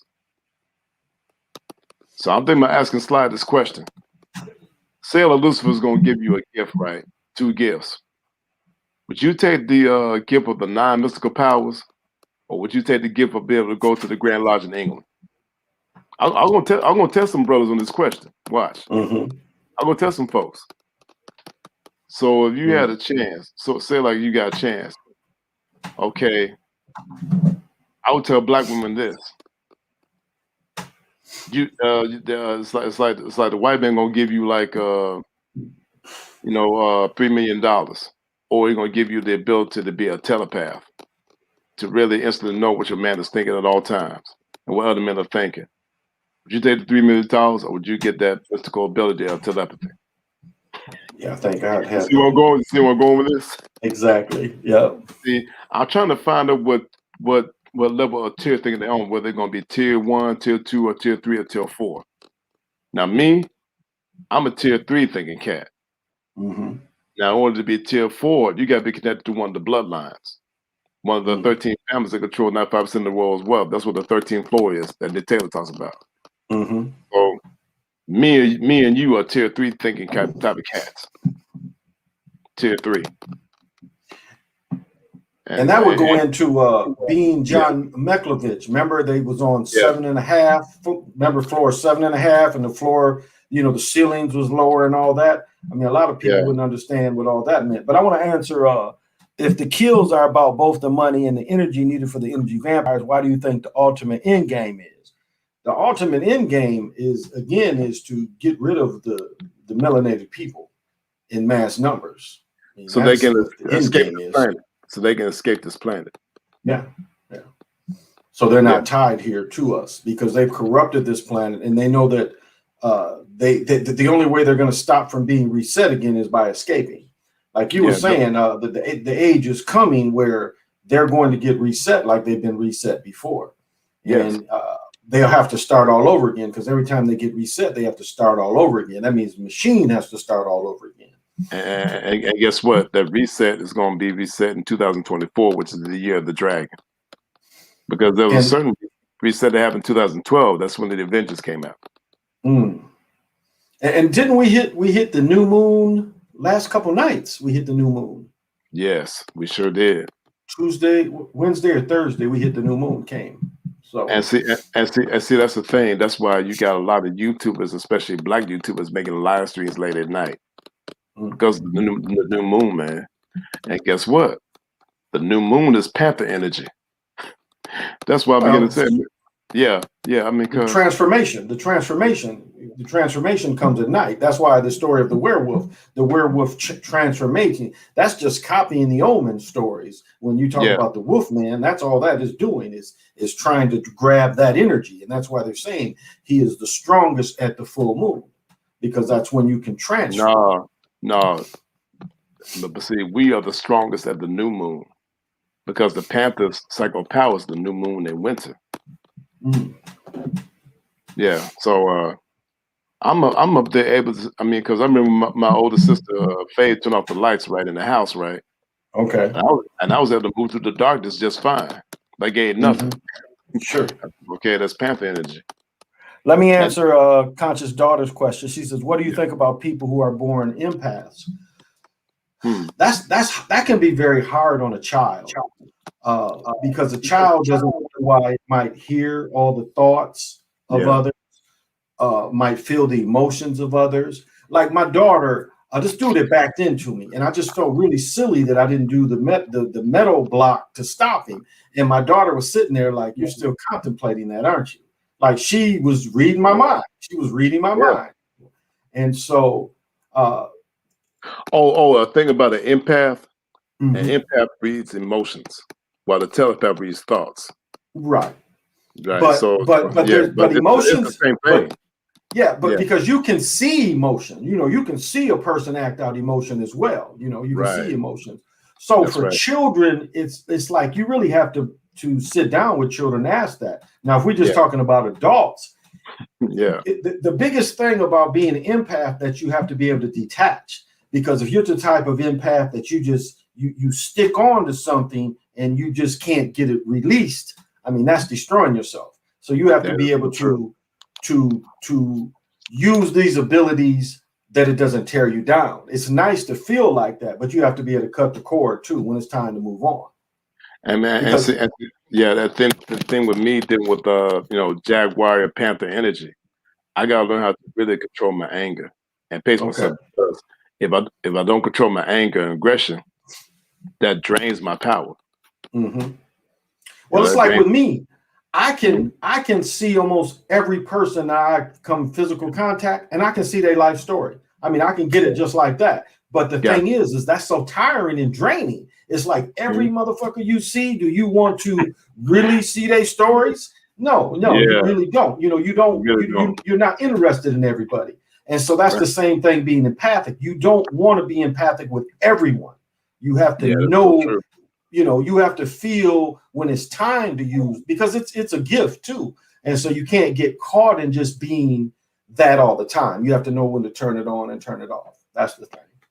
Don't let it overwhelm you. Hey man, I was also thinking, man, that the reason why they probably like did you dirty with your first channel was probably because of me when I was on the panel with you and everything, because they really don't like my vibe with some sort of reason, but I told them the power of the ancient ones flows through me. So when I speak power. And there's some Negroes and Caucasians that can't stand that. I said, well, I don't care, because your time is up. And guess what? The sugar think tank thinks time is up too. They just don't know it yet. Because let them keep on thinking they can disobey the laws of the universe and see what happens. Let them keep on thinking that they one thing and then something else. No, they don't want like that. And it's like what I was saying yesterday about my creation stories about with the water and such. Now I got these scientists is doing Stinchon's work. When the barrel runs in the talent, and they're trying to go back to using this stuff to counter the stories I say about the primal water. And so it's like there's more ears out there and more eyes watching than what we think. And they start seeing me waking up minds and making minds think, and minds being proud, where they got these eggheads, like I call them the big egghead man in the room. and they have to counter it. And my mother was sitting there like, "Oh, so you know more than wait, you talking about the Dunakio, right? Huh? The Dunakio, those real big-headed melanated guys with the big head. Well, not necessarily. It's just some of the Anunnaki kind of Sumerian lore, one of the translations of Sumerian. But just the primal forces of Mu and how the water came. Again, they're starting to, you know, they getting these eggheads to put these things out, and so they're wondering how we know these things, and so they got scientists trying to counter what we're saying. So it's getting out there. But see, the thing is, Sirius A and Sirius B is supposed to realign with this galaxy in 2024. And there's going to be certain ancient celestials coming through that wormhole to come out here to take care of business and do a reset in person. So this thing about no, they ain't coming to save folks. They coming to like renovate. You know what I'm saying? Renovate. George Clinton said they're coming back to reclaim the pyramids. That's right. Because like George Clinton said, just because you name it doesn't mean you claim it. Mm-hmm. You know, I mean, we look at that Mortal Kombat movie Annihilation where Liu Kang transformed into the dragon, and while Shao Kahn transformed into a hydra. That's us dealing with Leviathan. Leviathan is the biblical name for the deep state. Okay. Yeah. And let me say something to conscious daughter. So yeah, you say you can feel people's energy. It's again, you know, don't try to feel everybody's energy. Because you'll get caught up. It's like I give the example of going to the Mall of America where you're seeing thousands of people. You don't want to try to feel everybody. Just use it where you can pick and choose. Pick and choose how you use it. You know, don't let it get to the point where it's overwhelming. Disengage. Disengage is the easiest thing. That's right. Disengage. Don't be a part of it. You know, just go past it. Just go past it. Yeah, just bounce off. Like you can just get a glimpse, because like that's what I do. I get a glimpse of the person, and I'm like, okay, I'll throw it away. Glimpse, then I'll throw it away, and just keep it moving. Just keep it moving. I mean, so like, you know, dealing with women, man. I know from a glance what women to deal with, what not to deal with. Like I tried to explain to this dude named Nick at a Kroger a long time ago. He wanted to holler at that lady, and I looked at her. She was up there wearing like a brown plaid jacket, burgundy weave. Some aqua blue boots and some blue jeans. Nah, Nick, don't do that. And I looked at the way that Nick was dressed, man. Nick was dressed, you know, pretty good to a T for a clerk. I said, man, and then he able to try to holler at her. He said, yeah, man, Ed, she talked to me like I was crazy. I said, hey, man, I told you not to holler at her, man. Why you think I told you not to do it? I wasn't doing it to be hating. I was telling you, man, to warn you. Some women you shouldn't deal with. I mean, all pussy ain't good pussy. I mean, hey, there you go. Preston, go ahead. You can give me a message, Preston. Go ahead. Okay, she said she had learned that. But yeah, you can go ahead and ask a question, Preston. But go ahead, Edward. Yeah, I mean, but yeah, no, it's not. I mean, because hey, like over there at their fitness. If I'm gonna approach some women, I'm gonna approach some attractive, beautiful women. I ain't gonna just approach any type of ratchet, you know, so a tour from the floor of a woman. And then it's because of these thirsty dudes that these fat, out of shape, bust down black women think they get money on OnlyFans and IG and everything. And then I see these women at the gym doing all these IG poses with their weights and everything, especially in front of the mirrors. And I'm thinking, I'm trying to do my exercise. Can y'all hurry the hell up? If you don't mind. Can y'all hurry the hell up? I mean, sometimes you just can't be nice, man. Especially when you're dealing with some goofy and dumb mess. Because I remember I was up there working, trying to pick the weights up.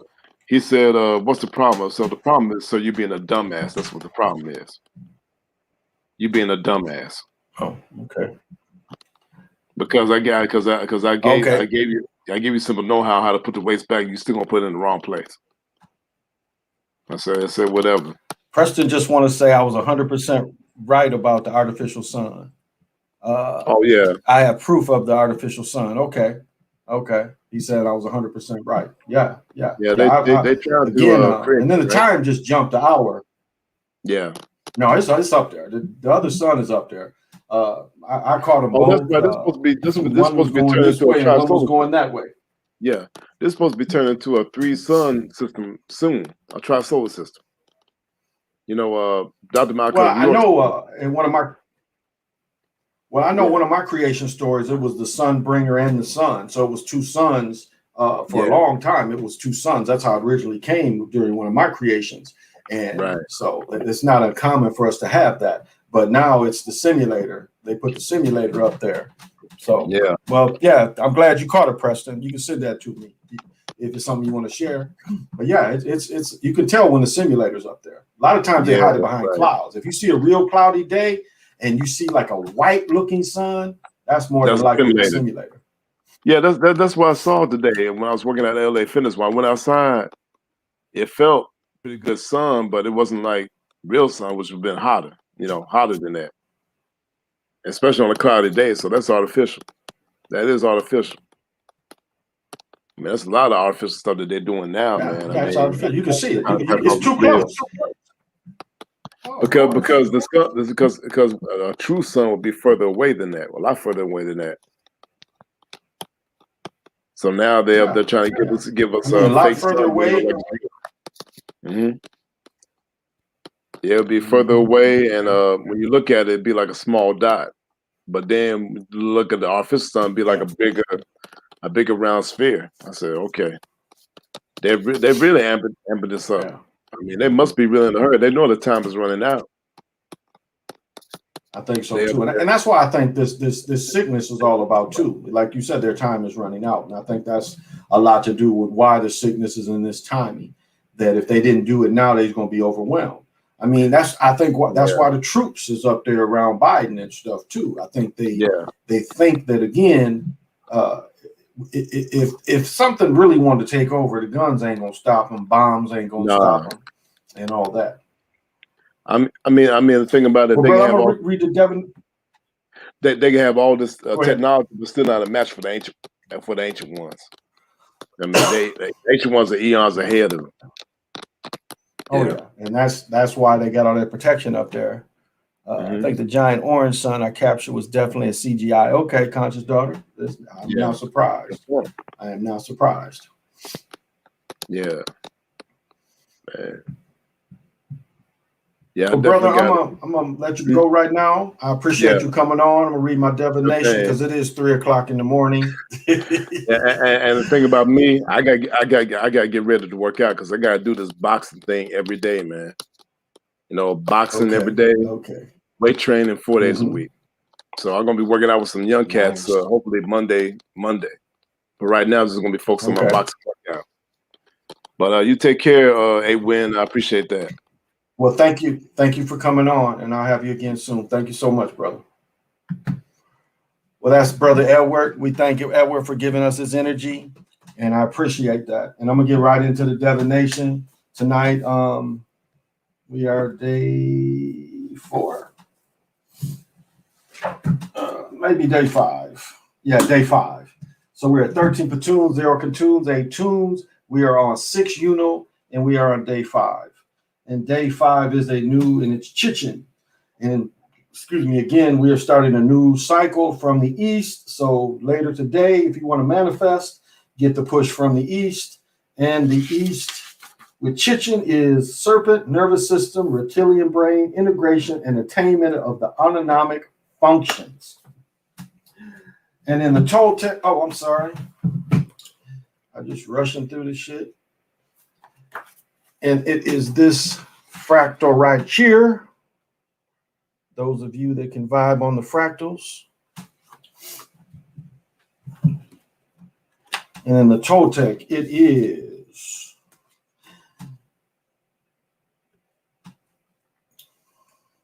in this image, we see a Yanni whose high place in the Toltec hierarchy is shown by having the snake in his walking stick. As most traditions in the world, the walking stick has the double meaning of an instrument to aid elders and object to aid elders and an object that holds and represents the person's power. In the other hand, he holds an arrow with blood, which represents the struggle and efforts that makes the person capable of achieving such mastery in the handling of energy. To the Toltecs, blood was a precious fluid that contained the essence of life and would offer some drops of their own to emphasize their commitment to the spiritual forces they were in connection with. The blood on the Yanni's arrow was most likely his own, which he was offering in some purification ritual. Though such efforts and sacrifices, he was able to handle the power of the snake. The scorpion on top represents the pitfalls, temptations that the spiritual seeker may seek if he or she does not continually strive for impeccability.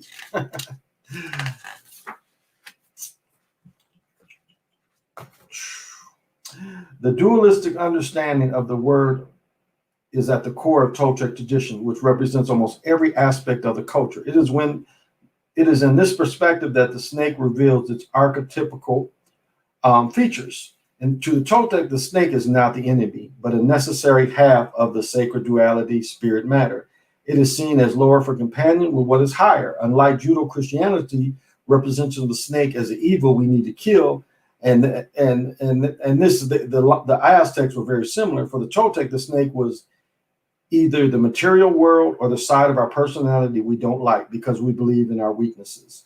From this point of view, it is remarkable that the serpent could be symbol of power at the same time the symbol of weakness that needs to be transcended. This apparent contradiction is consistent with the system of knowledge that often was built by the juxtaposition of contradictory truth, which is so much the part of the Toltec culture. The snake is a symbol of weakness, but is also the symbol of power, because power arises from embracing the part of self that we reject as necessary principle for growing. The snake is a symbol of power because it contains the potential to develop feathers and starts the flight of Kalikoto, plum serpent, which is the uplifting of awareness. The message of this card is to recognize that the power in yourself. The other meaning of the card is to be fully aware, as a Toltec word, that we are entitled to and deserve to have a direct connection with the great spirit of God by ourselves and without intermediaries. The Toltec knew that the way to do this was not through archetypes, fantasy of becoming or perfect or enlightened, but instead going for that sacred encounter as we are with our virtues and flaws, because there is no time which we will totally be good, totally good. We are dual-natured beings, and we will be dual-natured beings all the way into the end. Therefore, killing the serpent, mundane life, would be killing the soul, just as the same as killing the ego would be killing the soul.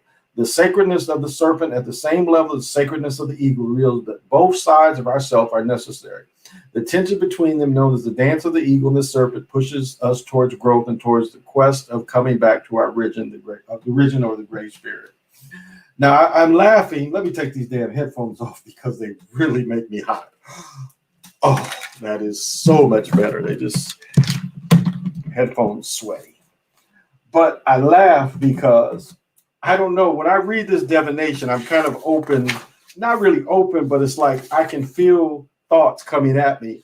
And it's like, this is what I feel. Now, I want everybody to suggest this, and those of you, but it's like when I read this, people are almost like holding their breath. Whereas before I could hear questions coming when I was reading this.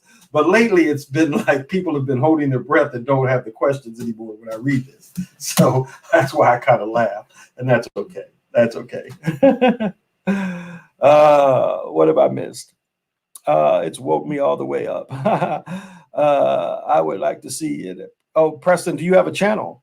Conscious Daughter, I am top sponsored on Snapchat. I always expose the truth. Okay, I don't really do a lot of, I'm not, maybe I am on Snap. I had to look. Do you want my Snap? Or YT Preston. Facebook, TT. She's TT on Facebook. Facebook, TT, IG, or YT Preston. Oh, she's saying Facebook, TT, IG, or YT, or YouTube. I think she wants to know which one. Those divinations are always good, are so good now. Well, I'm glad you appreciate it. Any other platform besides Snap? Any predictions on college basketball March Madness? I'll say this. Michigan took their fourth loss today. Now, Michigan won the conference, but they took their fourth loss. Yeah, Michigan's going to be in there. Michigan's definitely going to make the Final Four. I like Baylor. I like Baylor a lot. I like Baylor a lot. I tell you what, they might put Pat Ewing at Georgetown up for the humiliation ritual, because remember, they lost 2 finals when Pat played, and they beat Villanova. Again, Villanova's 2 best players got hurt, so Pat kind of caught them at that time. But I'm definitely 2 of my Final Fours is going to be, because the papers will come out Monday, so 2 of my Final Fours is going to be Baylor and Michigan for sure. I've got Baylor in both of them. Again, I don't know how they're going to line up, but I like Baylor. I like where the program is going, so I'm picking those 2. TikTok. What's your opinion of Alabama? What's your opinion of Alabama? North Carolina. As far as a team, because did Alabama have the SEC tournament? Isn't that tomorrow? I don't think that was today. You think North Carolina, Ohio State? And you know what they're saying now? Duke wasn't. Duke didn't, because I missed who won between Florida State and who was it? Florida State, Virginia? I forget who Florida State. The ACC championship was tonight, and I turned away from it. So, so you're talking about Alabama, the team Alabama. I hadn't really watched a lot of them play. Was kind of pissed at them for getting rid of Avery Johnson, but I watched them play last week. Watched them play last week. So I'm not sure how they rank. So I have to check them out. But that's who for sure. That's true. I'm looking. Oh, I like Ohio State too. I think Ohio State, if Ohio State is away from Baylor and Michigan, I think Ohio State could be in the Final Four too. Because Ohio State got the 2 tough players. They got the freshman that can play. He's number 32. I can't think of his name. And then number 4. But I think, again, they had Michigan lose today because Michigan's going to – I think Michigan's going to win it all. I think we're going to see a lot of what was it? 10 teams might make it, like top 8 teams. I think it's 4 teams out of the top 8 seats is going to be from the Big Ten. And remember when we had, when Michigan won in '89, they beat Illinois, Marcus Liberty and Nick Anderson. And so it's a good possibility we might see that kind of thing again. We might see an all Big Ten championship. And I wouldn't be surprised it would be what we saw today, Ohio State and Michigan. Because Levers, my homeboy went to my high school. Levers is out. He got a stress fracture. I don't think he's going to be able to play. I think Levers is going to be out. I give Alabama Elite 8 at the very least. Okay. Let's see. Georgia Tech beat Florida State, so Georgia Tech won. So Georgia Tech, that's probably the only way they made it in, because Florida State had a pretty decent team. Yes, I have seen a connection with the Fab Five era and some kind of connection with them and Duke. Rick Pitino's team is sleeper. Watch out for that team. Rick Pitino. Oh, okay. Rick Pitino or is his son? You talking about his son's team up here in Minnesota? I don't even know if they're gonna make it, but they're talking about 10 teams gonna make it out of the Big Ten. So that's gonna be interesting if 10 teams make it. It just shows the competition of the Big Ten this year. So, it is 3:00 in the morning already. No. So Rick Pitino, you talking about not his son, the dad. The dad coaches Alabama? I thought the dad was coaching overseas somewhere. So the dad is at Alabama? The dad is at Alabama. Okay, I didn't know that. Wow. Interesting. I did not know that. Is Arkansas out? I don't know. Is Arkansas out? I'm not sure. We'll see tomorrow. Tomorrow is the seedings. Well, the championships games is going to be tomorrow too. It's a few championship games that weren't played. So only 12:15 here. Whereas here, it's out east. It's 4:00 in the morning out east. It's where Crazy Sarge is. It's 2:00. Arkansas will make it. You think checking at Smoke Toe checking in at the Galactic Patio? Well, thank you. Definitely. Yeah, it's going to be. I spent the day with family all day today. I got to see both my sons, and so I was in the city, and then my mother treated me and my daughter. I mean, we had it brought to the crib, But yeah, we grew up there, and then my mother and my daughter got to spend a lot of time with each other. You know, my mother's 80, my daughter's 9, and this is not her great grandmother. This is her grandmother, and so they got to spend a lot of time. And it's funny, my daughter, before she went to bed, she came in here and kissed me. She's never done that since she was little, but she came in here and kissed me before she went, because every night that she spends with me, when her mother picks her up, because her mother's working 2 jobs now, I always kiss her when she leaves. And so today it was kind of cute that she kissed me before she went to bed. West Coast. Yeah, West Coast. West Coast is only 2 hours behind me. So it can't be 12 in the West Coast. It's got to be at least 1. It's only 2 behind me. But your clocks may not have set back yet. That's probably what it is your clocks turn at 2. So when it's 2, it is going to set back. That's why we're 3 hours behind, because your clocks haven't set back yet. Normalized. Your clocks haven't set back, because it was like when it was about to go to 2, it switched forward, and that just shows you the illusion of time. But I want to say this: the Edward was kind of bringing up now these next couple of mornings that the sun is not going to be as intense, and I think I was looking at the iPhone. The sun is going to come up at 7:20, I think, tomorrow, and going down about 7:15. So these are great times, because what we're coming into are the long days. We're coming into the long light, and so it's a great time to absorb and try to burn all this out. Again, you can do it when it's going down as well, but it's great to get that full. It's great to take advantage of the 15-hour days. I don't think people understand. Just like I was saying back, months ago, was taking advantage of the 15-hour nights and embracing the nights. That's one reason why I come on now. It's a lot less fog out there, because when you go during the day, it's a lot more fog. It's a lot more spiritual blocking fog. That's why I like this, because like my brother commented, it's like you can punch holes now, because the beast, most of the beast is minions asleep now. That's just the way this nation rolls. And so now the beast isn't as heavy. And again, I know they took me off at night one night when they reached the other channel, but I find far less fog. It's going to be interesting when I go Monday and Tuesday during the day to see how it is and see how the attacks are and stuff like that. So that's kind of why I like it. It's 4 o'clock in Miami. Yeah, it's 4 o'clock in Miami. I thought we spring forward, lose an hour. No, we lose an hour. We lose an hour. Yep, we lose an hour. Nobody knows where Nick is. 12:16 in call. Yeah. You is okay. Rick Bettino's in Ionia. Oh, okay. He's a mid-major. Okay, James. I didn't know that. I don't know. I don't know if Arkansas will make it or not. I think Kansas is not going to make it. I think Kansas is out. I don't know how Duke is going to get in. I really don't. Duke didn't play in the tournament. They had a losing record, but Duke brings in dollars. So we're seeing, and they're trying to do it as a bubble. They mess with your brother's channel too much. Yeah, they do, Charlie Murphy. They do. They've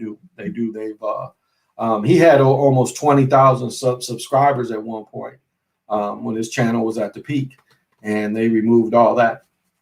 So I stole an hour from work, so I'm happy. Overnight security is so boring. Oh, I remember that. I remember again 30 years ago when they had the old security keys where you could, where you had an old big clock and you turned it every hour. And I remember I would take a power drill with me and just take the keys, and I would go home. I would take all the keys and go watch The Godfather, one of them 3-hour movies, and I would just clock in every hour, and I wasn't even in the building because I knew no one was going to come in the building. And so at 6 o'clock, I would go back. I would zoop, put all the keys back in. And, I told my whole story where my oldest daughter, I messed around with her mother. We had 5 buildings, and we would do it in each building. So we would have sex from one building to the other. Sometimes we'd have sex in the main building, sometimes in the 3 buildings down the street, but we would rotate the buildings. And this is while I was working. I would throw parties because it was a penthouse, and those nights, no one was coming in there. They mess with you. Yep, I stole an hour. So I had a lot of fun.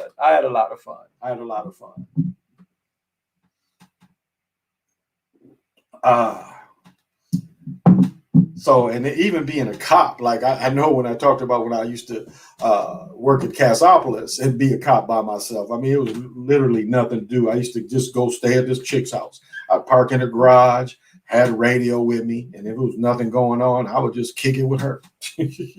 I'd take off my gun and put on some pajamas and kick it with her until it was time to do something. If I had a call, throw everything back on and go. I have a friend who visits me. I had a friend visit me last night. Yeah, oh, I did that all the time.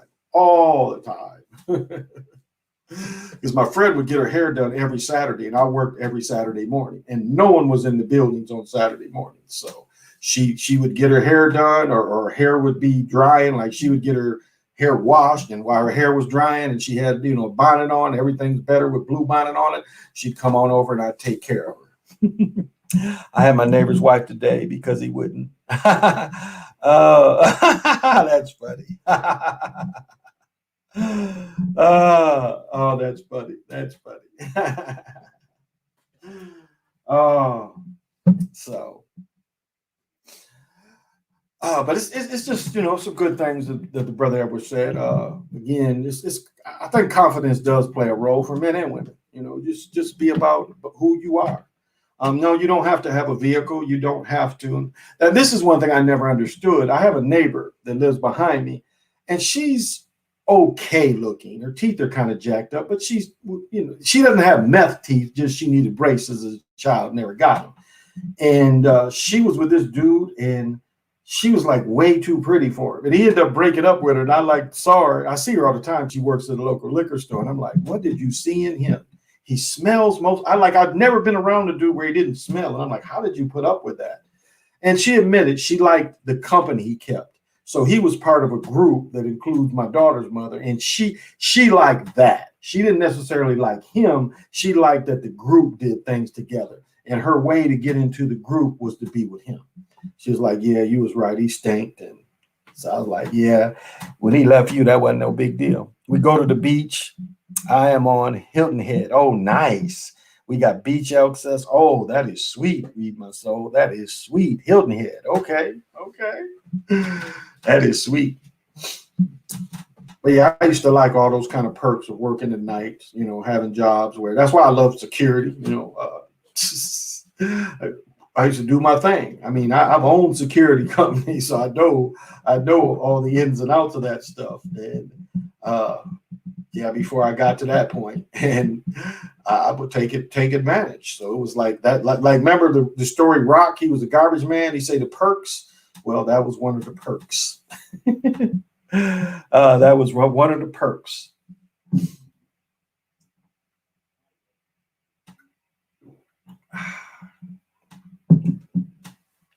Why do you think Tom Hanks was acting as Sleepy Joe? That's a good point. Well, Tom Hanks is a short dude, so is Biden. Let's see how tall Biden is. How tall is President Biden? They say he's 6 foot. Anybody believe that? Anybody believe Biden is 6 foot? Did that look like a 6 foot man? That was not a 6 foot man. Here we go. How tall is Tom Hanks? Says Tom Hanks is 6 foot. I don't think Tom Hanks is 6 foot either. So you see, Tom Hanks is 6 foot. So that is why. There's no way a mug just get to stuttering and he took a steroid shot and he's being able to read the teleprompter. He ain't been able to answer questions since he's been president. All of a sudden he's able to read it properly. So that was definitely Tom Hanks. So the same size. So that's why, because that man cannot answer any questions. You think he can sit in front of people and answer questions? He ain't sitting in front of anybody. I've been patrolling these suburbs for a while now, looking for any rich old ladies in need of some young loving. You know what? Don't even look for it. That's the thing, is don't look for it. And I think one thing we didn't say about pimping that we didn't say is also just and I say pimping is just a way for a man or a woman to be successful in pursuing someone. So it's like if you see somebody out in public, you've got 5 seconds. You've got 5 seconds to react. And that's all the time you'll get. And so you have to decide, do I say something to her or I'm going to let her pass by? But if you really have it, you like her, you've got, or you like him, you have 5 seconds. And anything beyond that, you know, you're not going to be successful. You really, when you first engage that energy, you have 5 seconds to respond to it. And if you don't respond to it, it's going to move by. It's almost like a karma thing. It's like if you miss it, you're going to miss it. But that's kind of like pimping 101. You've got 5 seconds to make a choice. You see them, make that choice. Or you feel the energy. Like sometimes you can just be out and you can feel the energy. And you can feel someone is just like attracted to you. Like if you go to a store and you keep running into the same person in every aisle, the world is trying to tell you something. If you run into a person by the 3rd time, you better say something, because there's something there that's naturally attracting to you. Like how many of you go into the store at the same time and you don't even pay attention to the person, and you both of you go in the store at the same time, and then you run into a person again, and then you run into them. I mean, there's something that's attractive there. And so that might be a little way to get in, because there's something, the energy is there. There's something drawing you together, because you're not just haphazardly coming at the same spot over and over again. There's something drawing you two together. So, and I'm not saying the person's going to be yay or nay, but I'm saying it's worth it, because the energy is trying to bring you two together. So if that happens to you, pay attention to it. Yeah, it says Biden is 5'7". Yeah, I didn't think he was that tall. I've been patrolling these suburbs. That happens to me a lot. Well, shadow, yeah. You know, I would act on it if something interests you, because sometimes you keep bumping into an ugly person and you just like, I can't get away from this monster. How do I get away? So you get discernment. It's not an automatic thing. But if it's somebody that interests you a little bit, there's something there. Because a lot of times you even park near the person, and you may not walk together to the door, but you'll park at the same time, and you may be ahead of them, or they may be ahead of you, but it's like, that's how the energy is. So something seems that it could be a possibility that you two could meet. So, you know, pay attention to those kind of cues as well. So I see that kind of thing. I laugh, because it's like some people I don't really want to engage with, and I try to break that thing. And it's like, I've had a woman, I kept trying to break the connection with her, and then she was like, wow, something's just, you know, and then I went somewhere else, and then boom, there she was again. And she was like, something's bringing us there. And then I've also left one store, went into another store, and the person is there again. And, you know, I'm a fairly shy person. So sometimes I crack, sometimes I won't. Sometimes I'll tease the person like, yeah, I'm following you around. And I'll see women blush and stuff and kind of be with it, you know. So you have to play it as you see it. Because that's a real thing, though. That's a thing that, you know, you might run into. Yeah, see here it shows that I've only been doing it for 2 hours, but if you look at the time, I started it I started about 12:30 tonight. Again, Talk Shoe was on some bullshit tonight. They wouldn't let me connect, so I had to talk shit to them. I'm like, that's censorship. You censoring me because I want to use you as a backup and my chip as a backup. So, and you getting funny about that. So that's censorship. So I talk shit to Talk Shoe. I'm like, you're doing this on purpose. You blocking me. But it's been a common pattern with them. So if it's not one thing, it's another. So nothing to get mad about. It's just, that's the way of the world. That's all. And it was funny. My mother collects a lot of visuals, you know, the original, not Buddha, but visual, you know, the original person. She collects a lot of those, and she still gets headaches and stuff. So I took some crystals and I created a vortex for her, so she'll have a little peace at night. So I'm going to see how it works for her, because I've given her crystals over the years. She had all of them in a bag. And then one thing my mother has since a child is she has a Lake Michigan glass. I don't know if people are familiar with that is what happens is from Chicago all around it into Michigan, the glass that has been in the lake from however long humans have dealt with glass, it almost looks like crystals because it gets polished from being in the lake and on the rocks. And so my mother as a child collected this stuff. And so she put it all in a bowl, and years going by, I've given her different crystals to use. And so she had them all in there, the crystals I've given her over the years. So I was like, I had given her some of these for her headaches. And I found these, and I forgot I gave them to her because I hold on to these. I mean, I don't run into these all the time.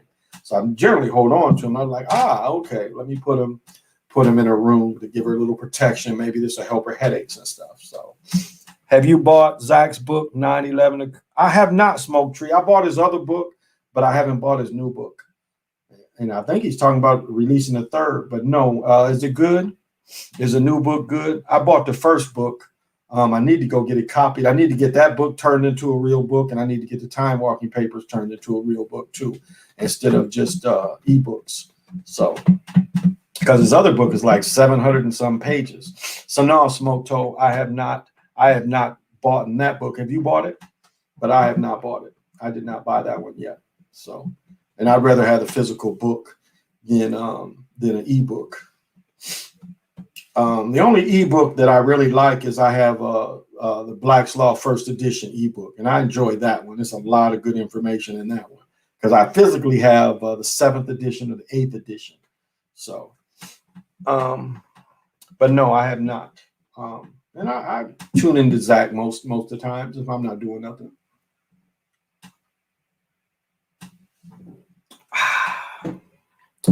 But it's funny, Edward was mentioning a lot of people. I didn't know who the hell he was talking about because I just don't, I don't know. I mean, it's not that I don't listen to other people's stuff because I do, but it's like a lot of cats he's mentioned. I never even heard of them cats. So it's a little lost there, but I was kind of a little lost who all the folks is because I just don't tune into all this. It's certain things that I like to listen to. And so, but not to say that I couldn't be more aware. Can you name some Indian tribes in Michigan? Yeah, the Potawatomis. The Potawatomis is in Michigan. Muskegon, I think, was a tribe as well, but a lot of it was Potawatomis. Now, the Obaweges was up north. The Obaweje tribe was actually up in Mackinac, and the Obaweges was the one that massacred the British at the Fort Mackinac. So that's another tribe in Michigan. So you have the Potawatomis, which when they go to Wisconsin, they're called the Menominee, something like that, but it's still the same tribe. My boy's mother, her great grandmother, her great grandmother was Potawatomi as well, and she had an uncle that looked very native. One of her grandfather's brothers, very native looking cat. And so those are true tribes. Like my mother's talking about when our tribe finally went into Michigan in the 1850s.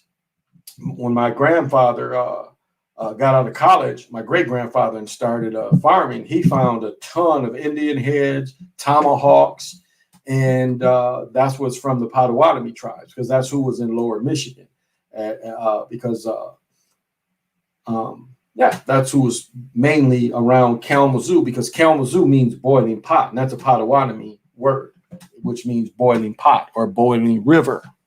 And that's what because Kalamazoo was originally called Bronson, and they liked the word because Titus Bronson was the first cat that built a house, which is now, again, on ley lines, where the city hall is, one of the jails is, the big churches, and this park where Lincoln spoke.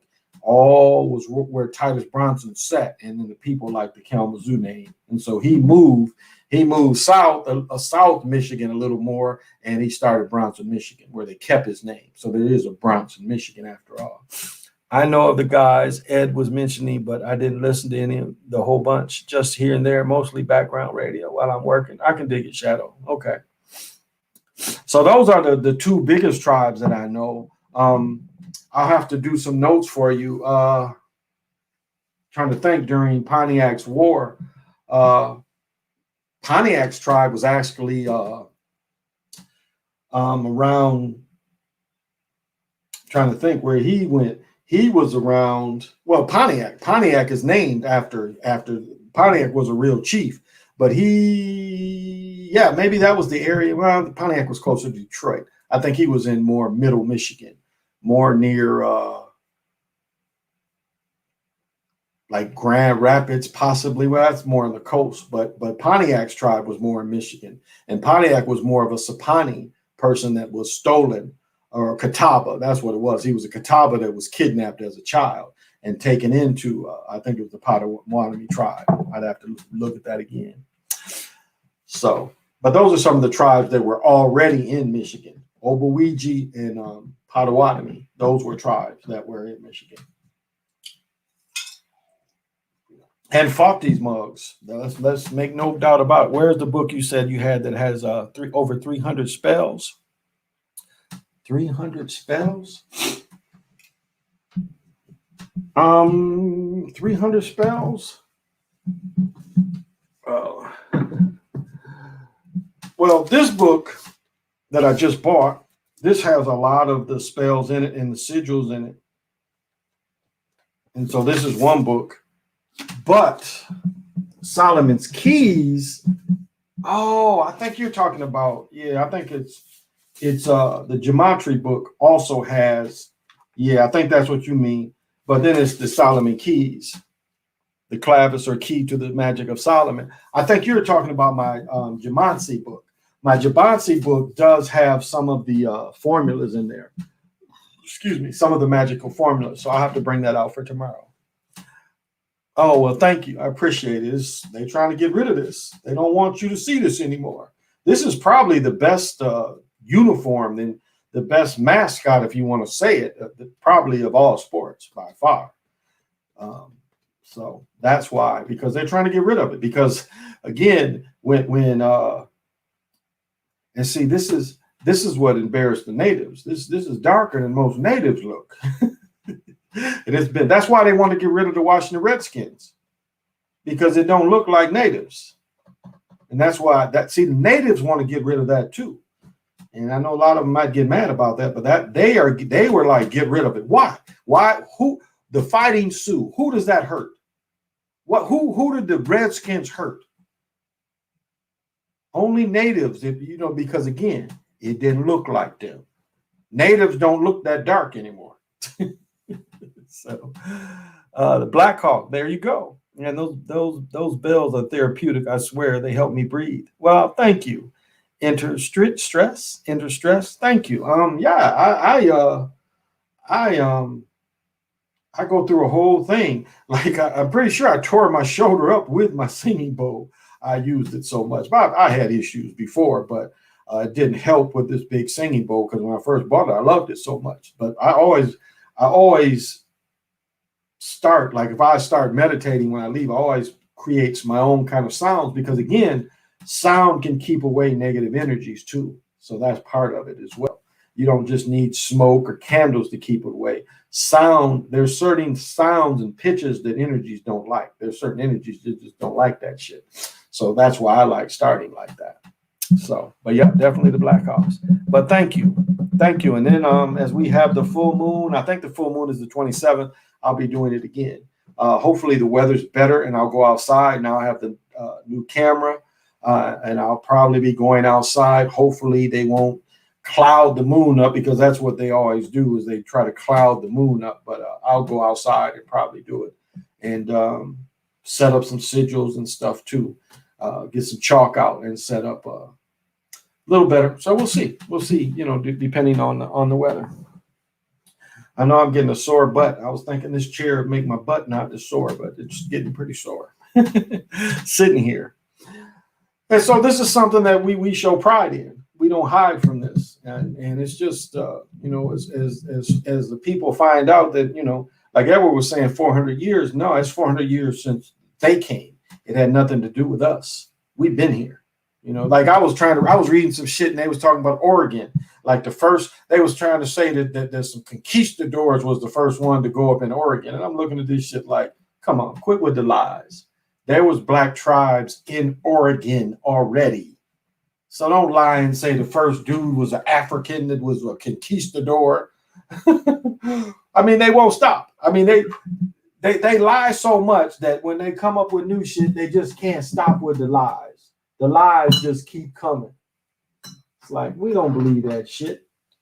You killed all the people, you killed all the tribes in Oregon, and then you banned any that tried to come back. That's what happened. You murdered all the tribes out of Oregon.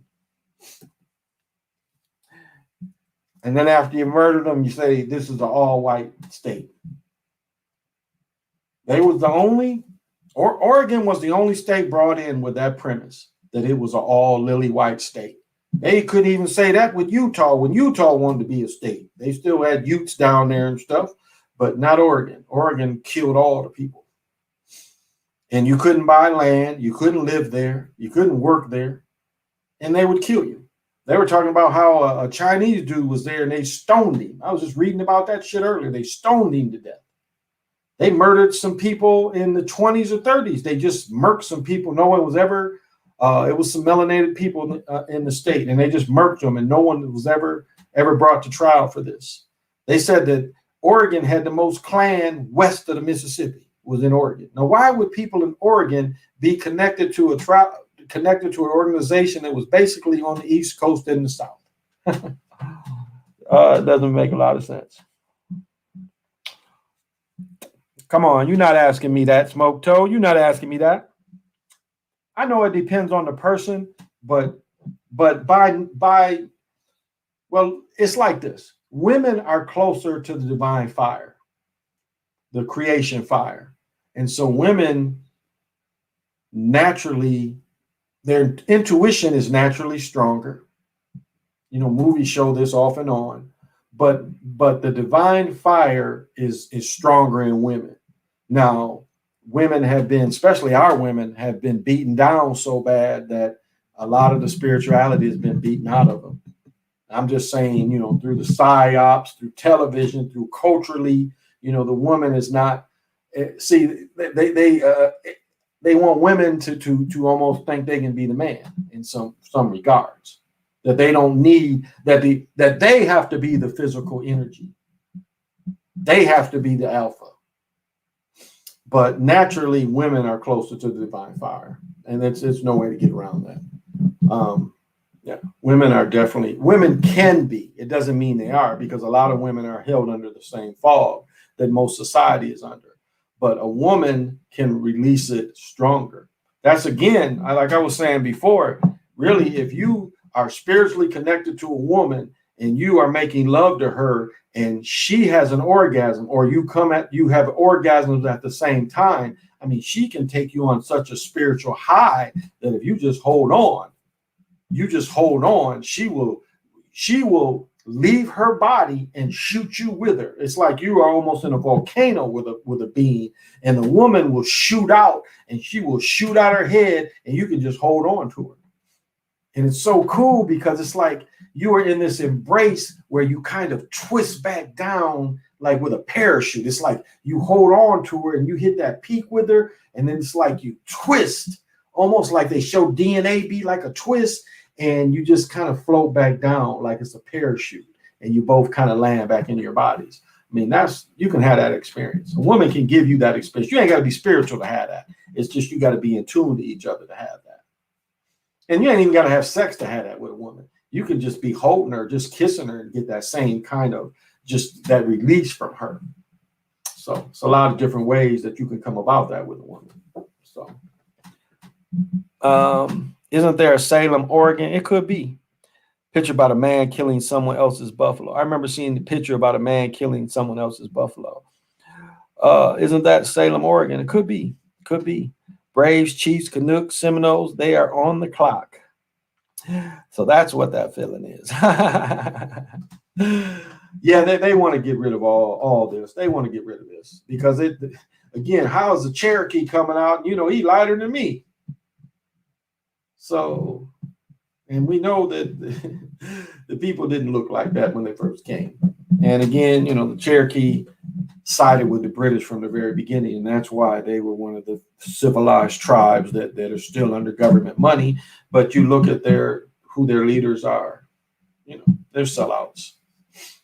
Again, they were sellouts because, again, the Cherokee was attacking. Pontiac was saying Pontiac and Tecumseh was trying to do the same thing. Pontiac is bringing the war belt to all these people. You know, he was taking it up and down the Mississippi, and the Cherokee, as they was trying to sell goods to get more guns, the Cherokee was helping the British fight Pontiac's people, the Illinois, you know, the Miamis, you know, those tribes that was in the Midwest. So, and that is my problem with the Cherokee. You know, I think Sister Tasha and maybe even Sister Phoenix, I think they both have Cherokee in them. But it's just, you know, that's just a fact of what the Cherokee did. The Cherokee sided was one, like the Westos is another tribe. The Westos was one of the tribes that as the British was defeating tribes, the Westos was allowed to slave them people. As the British took over tribes and had hostages and slaves, they were allowing the Westos to start selling those slaves. And then the Westos, as they weren't allowed to slave on the East Coast or the Midwest anymore, you see the Westos far south and far west as Arizona, New Mexico. So the Westos were almost, now you're talking about 400 years. The Westos were one of the tribes that were one of the native tribes that were able to slave for the longest. That period where I catch them in New Mexico and Arizona, they were slaving for 300 years. See, that's what you have to understand is the biggest slavers were the British. The British were the ones that changed it into slaving the people on massive levels. That's the difference between the French, when the French and the Spanish. The British were bigger slavers than either one of them. Now, not to say that the Spanish didn't slave all of Mexico. Matter of fact, the Spanish started going into the Americas, and that's where they got when Jackson kicked everybody off the land, even the ones that helped them. Jackson pushed them off the land. Well, they learned all that from Spanish. The black codes, all that was done in Mexico at first. So all they did is watch what they did, the Spanish did in Mexico, and then they put these into the Americas. So they already had a blueprint. So I heard something that we are from one of the 13 tribes anyway, and the slavery boat stuff was a hoax. Oh yeah, the slavery stuff is a lie. It was a lie. Matter of fact, now it's only like between 60 and 80,000 people were brought from Africa. That's it, to the Americas. Now, it's a difference into Brazil. It's a difference into South America. But in North America, right now, it looks like between 65,000 and 80,000. I've seen both numbers. And this is going down from, breaking it down from, you know, they're saying 6 million, you know, again, the Mason numbers. But as the years, just in the last 10 years, those numbers have dwindled. And Turtle Gang is one of the best showing the manifest. He's like, show me where the slave ships are.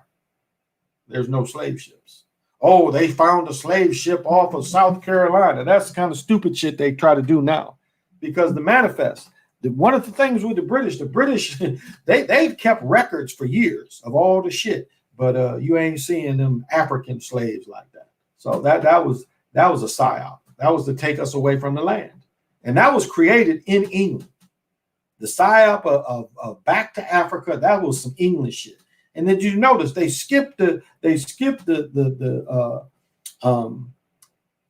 guess that would be the East Coast. Yeah, they skipped the East Coast of Africa, which is the shortest route. And then they want to say we had something to do on the West Coast of Africa, which is just stupid as hell. There's no way we came from Kemet. It's just no way. But we know that the Omen visited all that shit. That was something Edward brought up, the Nubians and the Omen. Well, the Omen did travel the world. So it was the opposite. The Omen took civilization to Africa. So when they say Messa's brother came, why? There was people from America being already over there. So that's why I find that story silly as hell. Well, he disappeared, and that's the Duke of Tears. That's what his biggest story. Well, you know, Messa's brother came to it. No, that's some bullshit. He didn't. They didn't need him to. They didn't need him to. We came over with the technology already, so we didn't need to do that. YouTube keeps deleting my comment. I'm sorry, read my soul. I heard something weird like from one of the, if you don't own any crystals, which crystal?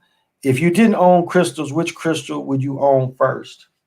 Well, I think one basic crystal, and I don't have anything out here, is selenite. My first crystal, like the first crystal I ever really owned was been like a ring like this. And this is fire agate. That was the first crystal I ever really owned. However, the first one, as I started becoming aware, was I bought selenite. And selenite is protective, and also selenite, and there's some in the window here. Let me see if it's a piece. No, a piece right there. But selenite would probably be the first one I would collect. Yeah, selenite would be, it's going to be one of the cheapest, because you can get a big, long selenite stick that big, and you can cut it and have a bunch of little pieces. But it's the cheapest. It's protective. You can actually create a vortex where if you want to meditate, you want to try to hit higher realms, selenite can do all that for you. So I would say selenite probably. It's probably selenite. Yep. So that's what I would say, selenite. That would be my first piece. The Jews and natives look the same, white dudes with large noses. Kind of is. It's I don't know. I mean, when you go into Garveyism and you go into Harriet Tubman in Liberia, you know, and you see the true story of what Harriet Tubman was really doing, you know, she wasn't freeing nobody. She was re-slaving them in Liberia. Look up the Tubmans. I mean, don't take my word for it. Look up the Tubmans. And again, none of the stories about Harriet Tubman come from Harriet Tubman. These are from European people. And they want you to look up the records they keep, and that X right there was her. How do you know that? So again, it's just some bullshit they made up. That slave shit again and again. And this is what you pay attention to. Why would they still need, if they was bringing Africans like that, why did they have to steal like 12 years a slave? Why would they have to steal people? 12 years a slave, that part showing that they stealing people to take enslave, that shows you. And again, the slavery in the South was different. It was not slavery like you see in these movies. You know, that's all bullshit. Again, you had people, melanated people that wanted to fight them motherfuckers up north too. So keep that in mind. It wasn't just European dudes that wanted to fight the feds. It was melanated people that wanted to fight the feds because they was landowners. So like they find like a picture I shared one of my thumbnails, and they captured this day, and it was like, we're trying to free you. And they're like, why are you fighting us? He said, I am fighting you because you are here. That's what the brother said. I am fighting you because you are here, and this is my land. That's how they looked at it. This was our land, but they don't want to tell you that. They want to tell you Lincoln was the first. No, there was Southern troops already having melanated people fight for them. So it's all a lie. They even changed, you know, Gone with the Wind shit. That's what they want you to think the South was Gone with the Wind. It was nothing like that. Nothing like that. They want to make you think you couldn't just sharecrop on any field you wanted to. You could work for this plantation, you could work for that plantation, and then the role of unskilled European people. Lincoln freed them too. See, when they talk about white slavery, they call it indentured servants. Isn't that interesting, though? When they talk about our slavery, it's slavery. But when they talk about how they slaved their people, it's like, well, they were on contracts. You know, they had a contract for the slavery. Isn't that cherry picking the evidence?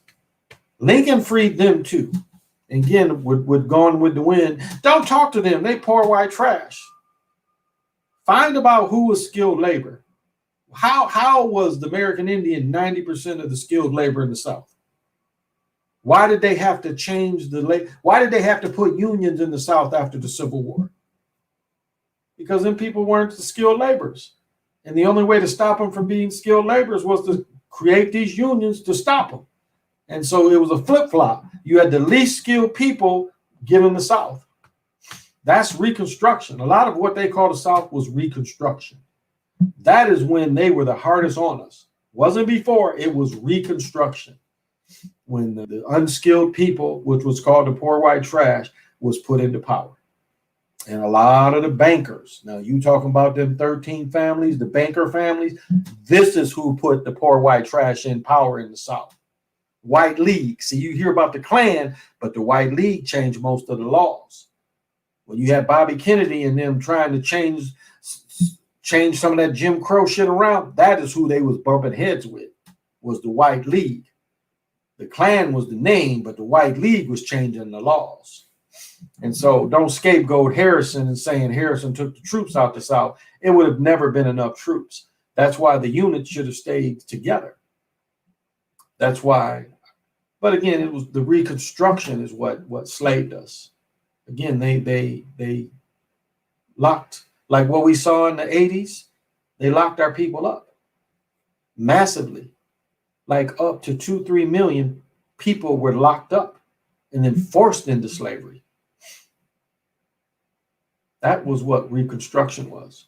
If you weren't on a reservation, you were just caught walking around, they could arrest you for being a vagabond. And then you would have to do a couple months. If one of them said you did some shit where you got years, well, you had to work free. That's slavery. Slavery was Reconstruction. Slavery wasn't before then. It was Reconstruction. But see, they're embarrassed. Americans embarrassed about that. That's why they don't want to talk about that. But it was all about those bankers having access to the lands because they didn't. All them names you hear about, the Rockefellers, they did not have. And there were Jewish faith people in the South, but they weren't controlling the South. Not like up north. And so that's what the main use of the word had nothing to do with slavery. It was you had these banker families, that was in England too, but you had the banker families that wanted that land. And that's all the war was about. They used slavery as some fucking lies. And that's the bad thing. Those natives own the casinos, look like Benjamin Nayo. Yeah, they deleted my comments. I'm surprised they let it go. Mass kidnapping. Yeah, exactly. But that's what happened. It was Reconstruction. And that's the reason why they killed Lincoln. Lincoln appeared to be was going to let it be a little fairness. Lincoln would have probably stopped Reconstruction being what it was. That is part of it. Now, one thing that you got to know about Lincoln as well, Lincoln said he was going to kill all the motherfucking Southern. He was going to hang all the Southern soldiers. That was one thing that you can find papers of Lincoln saying, that he wasn't going to give them pardon. He was going to murk them. So Lincoln was, again, Lincoln was by himself as a Fed. The Feds didn't have an army. It was just like after World War I. I was watching some shit with MacArthur. After World War I, they disbanded the army. So America really didn't have an army going, from the 1920s up until Pearl Harbor. We had a very small army. That's why they needed Pearl Harbor, because we didn't have a big army. And overnight, I still don't understand how a dude in Alabama thought that the motherfucking attack in Pearl Harbor had anything to do with him. That was one of the big psych jobs that they put on the Europeans that lived in America ever, to make you think that had something to do with America. It didn't have shit to do with America. They caused it. The war in the Pacific was helping the Rockefellers, the good riches, because they didn't like the competition the Japanese was doing with the rubber. I mean, the Japanese is the only ones that fought these motherfuckers and beat them. They beat them out of Asia. They beat Europeans out of Asia. Was about to damn near take Australia back. The Japanese beat these motherfuckers.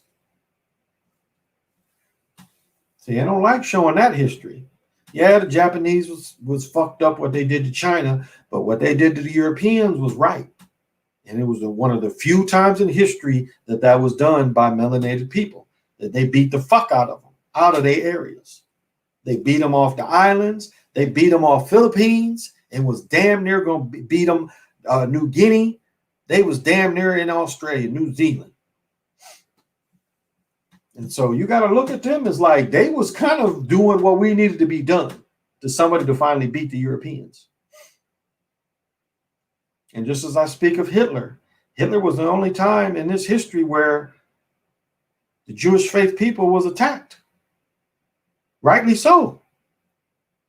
Rightly so, because the Jewish faith people took over Russia. They killed the Christian czar. That's who took over Russia. And that's who's controlled Russia ever since, is Jewish faith people. Trotsky, Lenin, Stalin, all Jewish faith, all of them.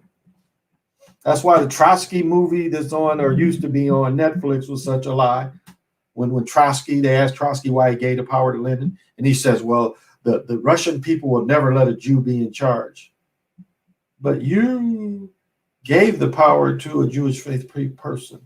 And they still want to lie about that shit. You see how they still want to keep secrets? All them cats over there is Jewish faith people. The Bolsheviks was the Jewish army, Jewish faith army. They don't want you to know that. The quality of living is better in the South than in the North. The air, the air is better. And that's one thing, like, there is a slower pace in the South. There's a slower pace in the South. And this was my thinking when I lived there. It frustrated me. That slower thinking, that slower pace frustrated me. And I really didn't want my children raised in the South back at that point. I really didn't. And that's why I moved from North Carolina back to Michigan, not really considering I had a career working for the water department. If I would have stayed another 6 months, I was about to be hired for the police department. So I'd have been a police officer almost 15 years sooner. So I had all that going, and I was just frustrated working with a lot of them cats down there. And I just didn't want, and no, anybody lived in the South, no disrespect, but I didn't want my children going, hey, daddy. I just didn't want that. That's just a personal preference. There's no knock on anybody that has a Southern twang, but that was just my personal preference. And again, that was my 24-year-old thinking. Now, I wouldn't mind moving back to Greensboro, because Greensboro really wasn't that bad. It didn't have this sub-zero shit. It was not far from the ocean, not far from Atlanta, not far from Florida, not far from the East Coast. So, and most of my friends, I'll be honest, I had real true friends in North Carolina that I never gained in Michigan. The 20 years when I moved back, I never had as deep friendships as I had as the dudes I went to college with that stayed and played football with that stayed down there in North Carolina. So, but as a young mind, frustrated, I'm working under clowns, not thinking that I should have kept going to school. Because here I am, my woman is going to school. I'm on campus every day. I could have easily went to school. The water department would have paid for it. As long as I got anything above a C or above, they was going to pay for it, my education. And so I just lazy, like when I finally the sports thing didn't work for me. I didn't work out for almost a year, drinking 40s and eating. I went from 175 to 250. And I pretty much, other than when I had my knee done the first time, other than that, that was the only time that I lost weight. I live in the Hilton Head area, and it's perfect. A lot of native Black culture. They're just now finding out we've been here forever. Yeah, read my soul. I see that as well. I see that as well. And Greensboro was a thriving area. I mean, it really was. I love North Carolina. I did in a lot of ways. Again, my Sapani great grandmother is from the same area where my ex-wife grew up, down in Halifax County, North Carolina, Enfield.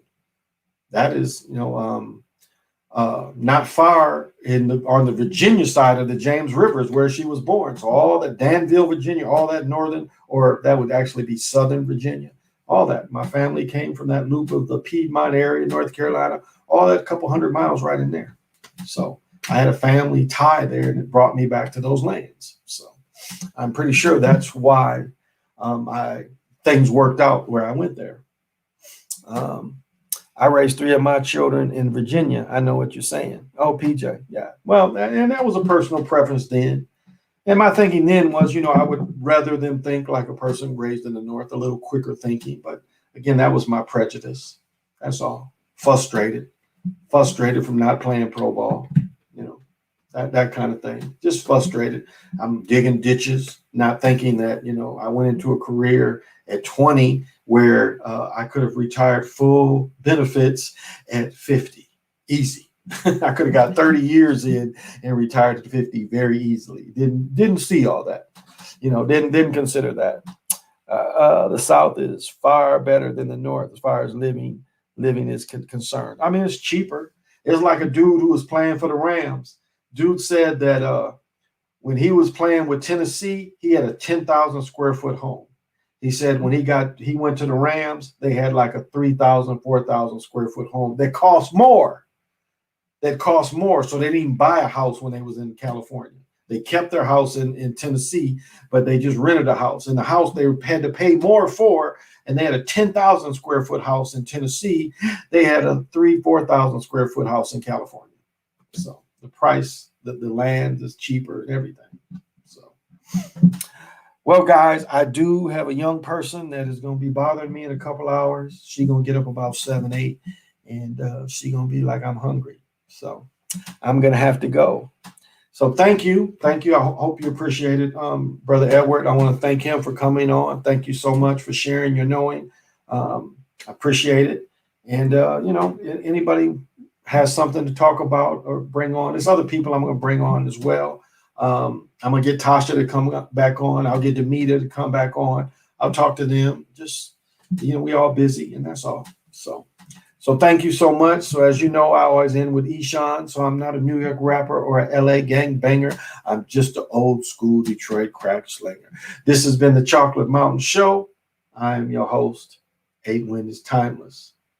Till we meet again.